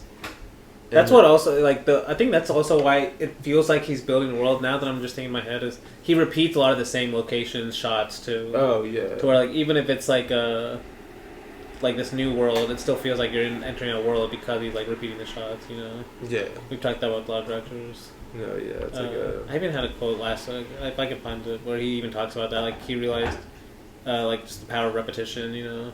Yeah, like the and like Lubitsch type thing. Yeah. I mean, the shot of the castle in the background, whenever they're just talking, is so good. Like when she's watching them. Yeah, it's something like she's that. Like watching. It's whenever you see this the is castle. Like, that's another thing about this movie. It's a lot about like, can you trust anyone? You know. Oh, definitely. Like everyone's always watching people. Like, what are the motivations of people? Can you really know? Especially when stuff like love comes involved. Like, because like I think that's another thing. Like, the two main women that are like kind of undercover, you could say. By the end, like the girl, she's like in love with this guy, so like we can't really trust her, you know. It's, the same way as like from the beginning of the movie, you know. Yeah. Because then we get the scene of her friend like killing that one dude, which like with the rock. Very funny reenactment. Honestly. Yeah. That's also a great shot. Yeah, no, like, cause the sky, like, it's like has like that rock. They're like on a slope. They're on like a cliffside or something. But it has like the like sky in the background with the clouds, and, like the bright like sky blue. Yeah, it looks amazing. We see like a shot of like one of the pirates like alone. I think she repeats the shot of like her like standing, looking out on the waves from a distance. And then we see Okay, I found that quote. I just have it. Oh yeah, because you said repeat shots. He says he's actually talking about Liam Morpho, but he's like, in particular, the fact of coming back again and again to the same scenes created rhymes of sorts within the film. Yeah, I thought that was a good way of saying that. Like almost like rhyming by repeating shots, you know, like like in poetry. Because it's like not exactly the same shot every time, you know. Yeah. But it like kind of reminds you, like rhyme does, of like the previous line or something. Yeah, I like that. Yeah, then we get is what you're talking about, like her with the looking at the castle, the shot. I think so. Yeah, I think that happens. If it's the castle in the background, them sitting on like with them like above it, it looks really good. I was thinking about like the shot of her like looking at the castle from a distance. Yeah, I think it's this one I was thinking of, but whatever. Okay, yeah, but no, it's around here. It's very early in the movie. Yeah. So. But yeah, basically she meets with her friend who like already is like kind of like infiltrated the clan. And basically, she's like, she's wants to like go and like obviously get revenge for who killed him, and then basically, we're kind of introduced to like the pirate gang here. We're like, we see them like coming back from like some like raids or something. We see that like really cool like kind of like scene of them doing the training. Like with like the swings, rope swings and stuff. Camera just slowly goes tracks across as they're climbing the ropes. No, it's cool as shit. No, I do like that shot. No, it reminds me of like a Rossellini type of shot where like, actually you haven't seen the Age of Medici, but I mean even the Messiah has like a shot like this where it's not a lot of money spent on like all these types of different gadgets, but like on one or two gadgets, like he spends a long time just showing you it. Like like he might have spent like a lot of budget on just like one device. Like Age of Medici has a few like that that are really really great. Like you could tell they spent a lot of time just like creating this like fake like I don't think it's like a typewriter, but like some like old machine or something that would have existed. Yeah. In the Messiah, you see like the old like weaving stuff or like the old dyes they created and stuff, like that kind of setting. And this one is like how pirates sort of like transferred all this like equipment and stuff, I guess. Yeah. It looks like. They're full this, of this like gold. pulley system. Yeah, it's kind of weird because he doesn't even show you the whole thing. Too. No, yeah. It's crazy. Yeah, but he hangs a long time on it. You know, Yeah. where like a Hollywood movie might like spend a lot of times on like creating the world, but they don't spend a lot. They don't want you to see that much of it. You know, cause Yeah, it'll be like it wouldn't look that. It'll good be like if you hang on a it, you know? transition shot or like yeah, in it the wouldn't background. look that good if you hang on it that long. You know. Yeah. No, yeah, you kind of like see the mechanics of it, I guess. Yeah, you see the shot of like the guy in the water, and then I guess this one we're kind of introduced to the leader, with her very bright pink suit. So cool. It's also when we see like the music, the music. I think they play music for her basically.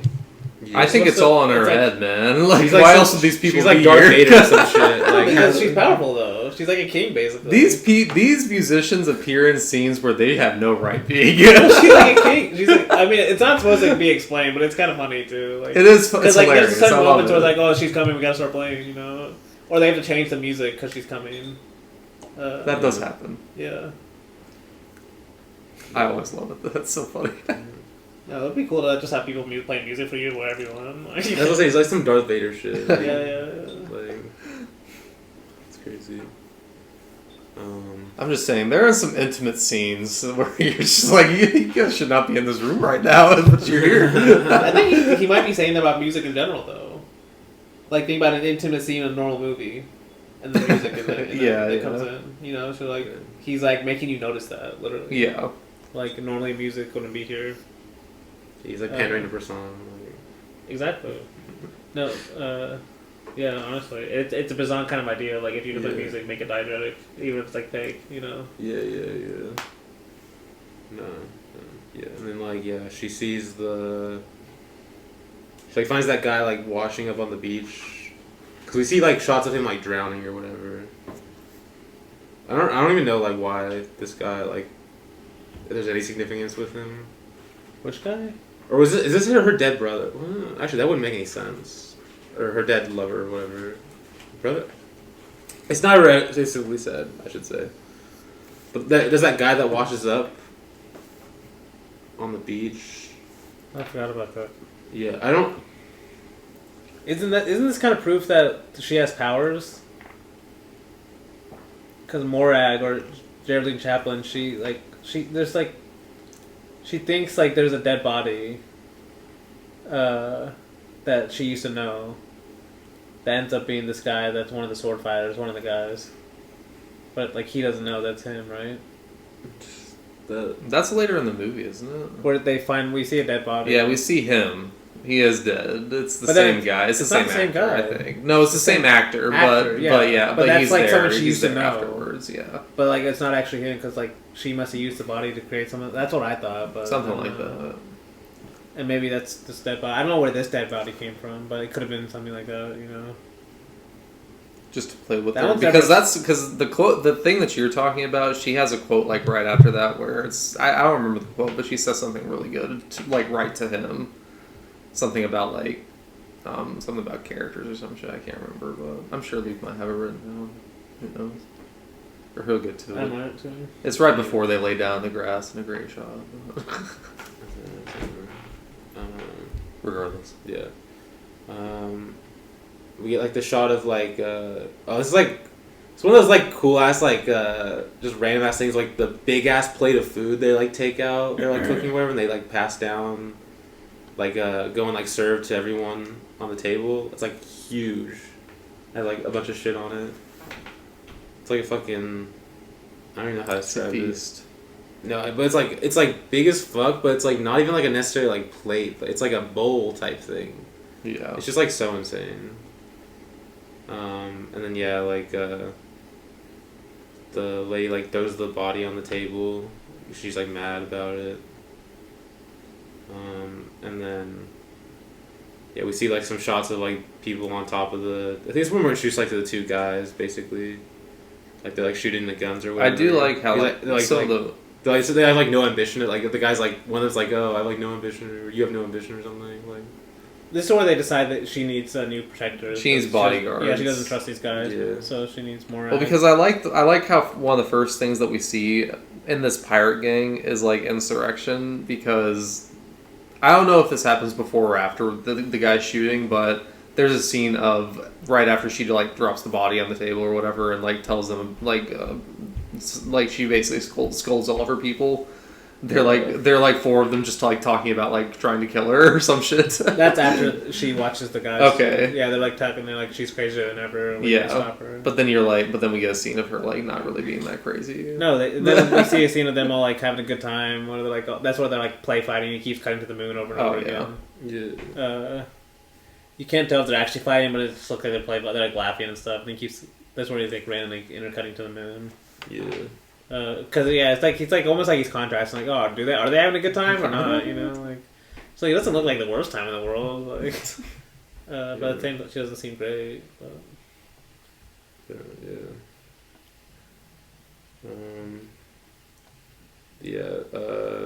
We see like we see like a lot of scenes of like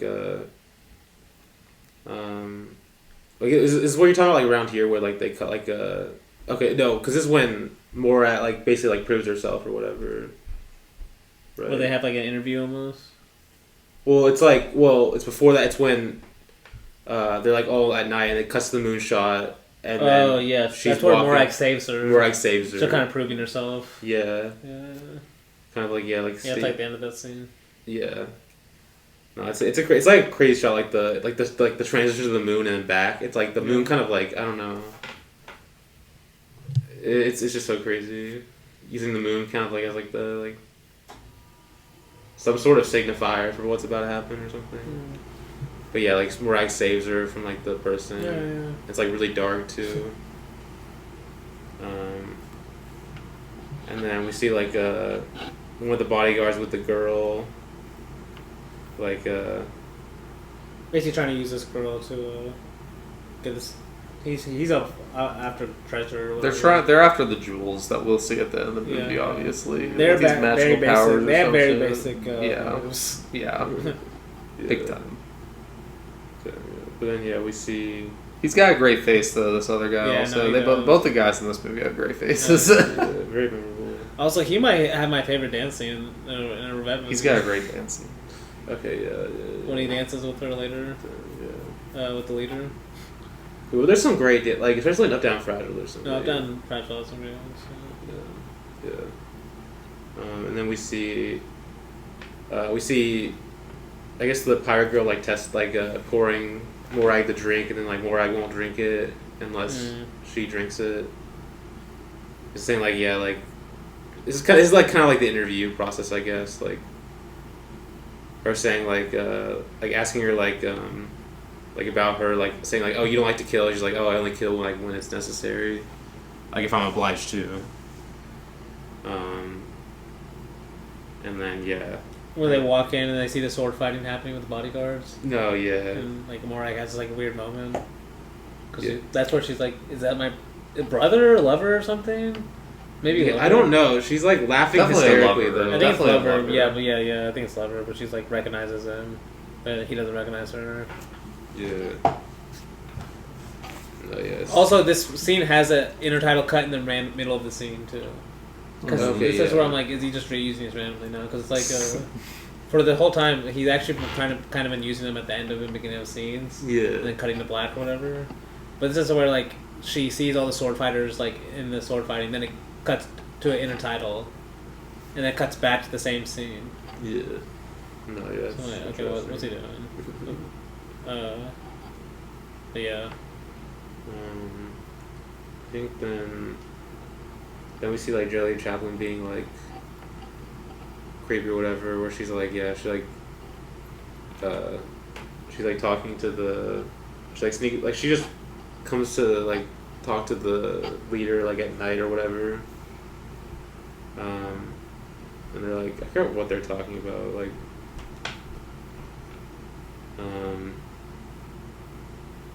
something about their past or something, of the leader's past. And then I think I think this is when. Okay, yeah. Then she's like. I don't know if this is her. This is her. Like, I think she's. She talks to the. Is it the friend? Now I'm mixing up characters. Like, yeah. They do have a scene basically where they fall asleep together. Yeah, okay, yeah, they fall asleep together. Because this is when this is the scene where she's talking and like the music's playing in the background. I really like it because like she's like giving this whole monologue, like the way the music is just so cool in this movie. I think It is. It's so like, I have to really good. explain, like mention that, like it's just like really it's. I don't know what kind of music it is, but yeah, she like kisses the knife, and then this is when they go on like the pirate raid. Which is so funny. I forgot, like, it's like, as I kind of said earlier, like I said, it's like, it's like a pirate movie, but it's like, but they all have modern clothing. And then they're like doing pirate raids on like cargo ships, like modern, like shitty cargo ships. It's kind of funny. They also basically have the same ship as the one they're raiding, though, which I like. Just smaller. Yeah, so it's like a kind of more realistic, you know, Yeah. in that way at least. Yeah, and we see, like, we see Murad kind of like hesitate to like take out the leader. Yeah. This is where it's like she gets mad later on at her friend for not like taking out the leader, for not being like with her in her revenge or this revolution that she's wanting to cause. But it's also like she also has moments like this where she hesitates because she's like, you assume out of the kindness maybe that she's been shown by this person, but I don't know. No, you're right. She does hesitate at least. We're never told why. But Yeah. But it's like, yeah, it's like we're around this charismatic person now. Like, Yeah, it's different exactly. than just We're idealizing. getting swept up in this this yeah. world basically also. I mean, exactly the same thing that happens to the other girl too, just in a different way. She falls in love with a guy, and you know. Yeah, because I think this is Where when Lovers Reborn. she like because it's like after this like whole raiding scene, which is really cool. By the way. It is. This is a great scene. Pirates raiding shit, of course, but like I like how many of the chests they pull out of the ship because honestly the boat's not that big, but because then she's like tending the other girl's like tending to the guy's wounds or whatever. No, that's where the Lancelot guy gets killed. The guy in Lancelot, Persona Yeah. Lancelot. because he gets killed right now with whenever. And so he's even like wrapped. in It's a like similar way. his death is caused by the gunshot of the friend. He doesn't die here. No, but like this is where the stab happens. This is like right after the yeah. gunshot. The gunshot Okay, happens yes, because yeah. like this is whenever she was obviously supposed to kill the person Yes, or yes. kill Yeah. the leader. Yeah. She didn't succeed, and then her lover died. Yeah. Wait, the lover doesn't die here though. He dies after this though, No. doesn't he? No. Because they zip up the corpse. There's a corpse in the next scene. Of But then we see him later with Geraldine Chaplin in the scene the after that. yeah, because he comes back to life because she says something like, "I thought you were dead" or something like that. I thought this. Is it the same corpse? I'm I pretty don't sure it's think the it same is. guy. I think this corpse they see is from the body that washed up from earlier. Really? Okay. Yeah, because it's like Maybe. wrapped way differently than. Because we literally see the guy that stabbed. He's wrapped and he's basically fine. He's like chilling with the girl, like and they basically kiss, and then it cuts to this body that's like already dead, wrapped up in the same kind of. Like, I mean, I think that's to assume that he died No, I don't because he's think stabbed so. in the same I'm position. almost positive it's a different guy. Like his hair's even like slightly. I don't know. He's dead. Let me see this shit. Like he's wearing like different clothes, like. Yeah. Maybe. Like, That's the see, same look, guy. he looks totally fine in this though. Like he doesn't even look that bad in this. He It's not got like he's stabbed totally in the pretend- abdomen. No, but that's she the whole literally point. says in the scene, "You've been bleeding all night. That's not a good sign." No. I don't think so. Yeah, it's confusing. It is confusing, but You can tell. I'm pretty sure it's the same guy though.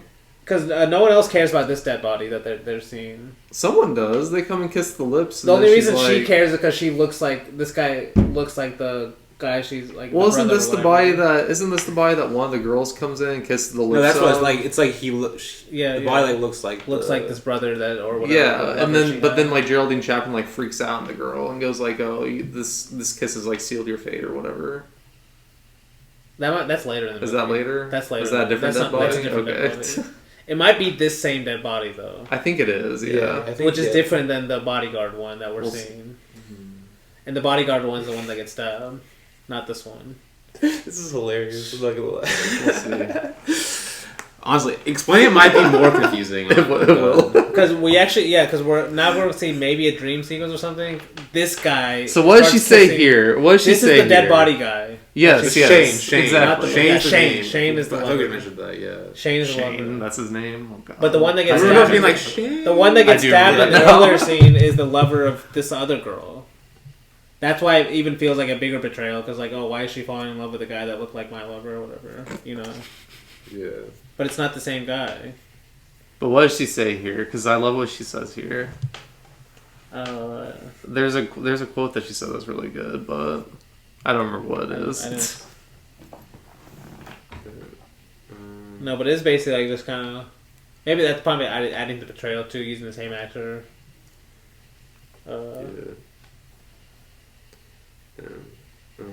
Yeah, we see. I guess were you saying the dream sequence with the guy in the field? Is that what you're saying? Yeah, we see it with Shane. Yeah, and then she like goes into the castle, like going around. We see like great like shot of like the horse galloping, like with the sea in the background. Yeah, yeah. So good. And then Jenny Chives like tells the. I think this when she's like going around to everyone. Like being kind of sly, I feel like, and then I think this is when she sets the trap of like the dead body and puts the poison on the or lips. Yeah, and then the girl like kisses the guy. And then basically like Jelly Chapman goes like, "Oh, do you recognize this mask, Regina?" Like she goes like she's like it's like as I said before, like flips a switch. And, like has this like manic. Is this like a scene you're saying like the theatrical parts you didn't really like? Is this like an example? Some of them, yeah. Like and then like she like then like holds a knife to her throat and basically but then like they like stop or whatever, or I guess like she stops because she finally then like is like dying basically at like the doorway. It's like you think for a second they're gonna be fine. She's gonna be fine, and then like she's like kind of just slowly goes to the ground. And then like I think we get like a short like sex scene I think like around here too. Yeah, it's weird. It just kind of happens. It's almost like a dream sequence. Yeah. And then we get like some theatrical performance with like the girl in like the skull. Skull mask. Jelly Chaplin's like acting in it too. She's like acting crazy. They're all acting crazy. I think this is kind of what I was saying. Like it cuts to like it's almost like they're reenacting what just happened. Yeah, they definitely are. Yeah, because Chaplin's playing the blonde one. Yeah. The one who just died. Yeah. But it's like it's almost like as you kind of said, it's like. Then they actually end up. The leader ends up killing someone at the end of the scene. She does. Yeah, like randomly killing someone. I don't know why. Well, I think it's one of the ones from the beginning that was talking about like maybe like over like killing her with the other like gang with the other pirates. Okay. I don't know how she would know that. We don't see that, but Yeah. She's all known. Damn, yeah. It's at least what it seems like in this movie, Oh, honestly. yeah. She's either all knowing or she's just like super paranoid, which is probably the answer, honestly. And yeah. she's just Yeah. Because I believe either with how Rivette shows her. And then then the leader sends the guy to like seduce Erica, the friend. And we get like we get scenes with, like a scene with we also get the scene of like the two like lovers in the flower field too. Yeah. Oh yeah. Like the flower field shots are so insane too. Like They're so good. Like even when this movie's like not the ocean, it still looks like amazing. Some of the flower shots are my favorites. Honestly. Oh yeah, like goddamn. Yeah, those shots are really good. Yeah. We see like leader like dancing with one of the bodyguards. Yeah. It's a great scene. Basically, this bodyguard's trying to get information. Yes, Yeah, he's that's trying, right. Now from and the she corner. knows it obviously. Yeah. Like she knows what he's after. They all do. They all That's what makes it feel more like a myth, kind of like fairy tale too. You know, or like there's just some guy who's like after like a pot of gold, like it's like a simple he's like really dumb as does it, you know. Yeah. Like fall into any trap, like tries to do it or something. No, yeah. Because she tells him the location of. Yeah, it's like why would he tell her so easily? Like he thinks like seduction skills are that good. Yeah.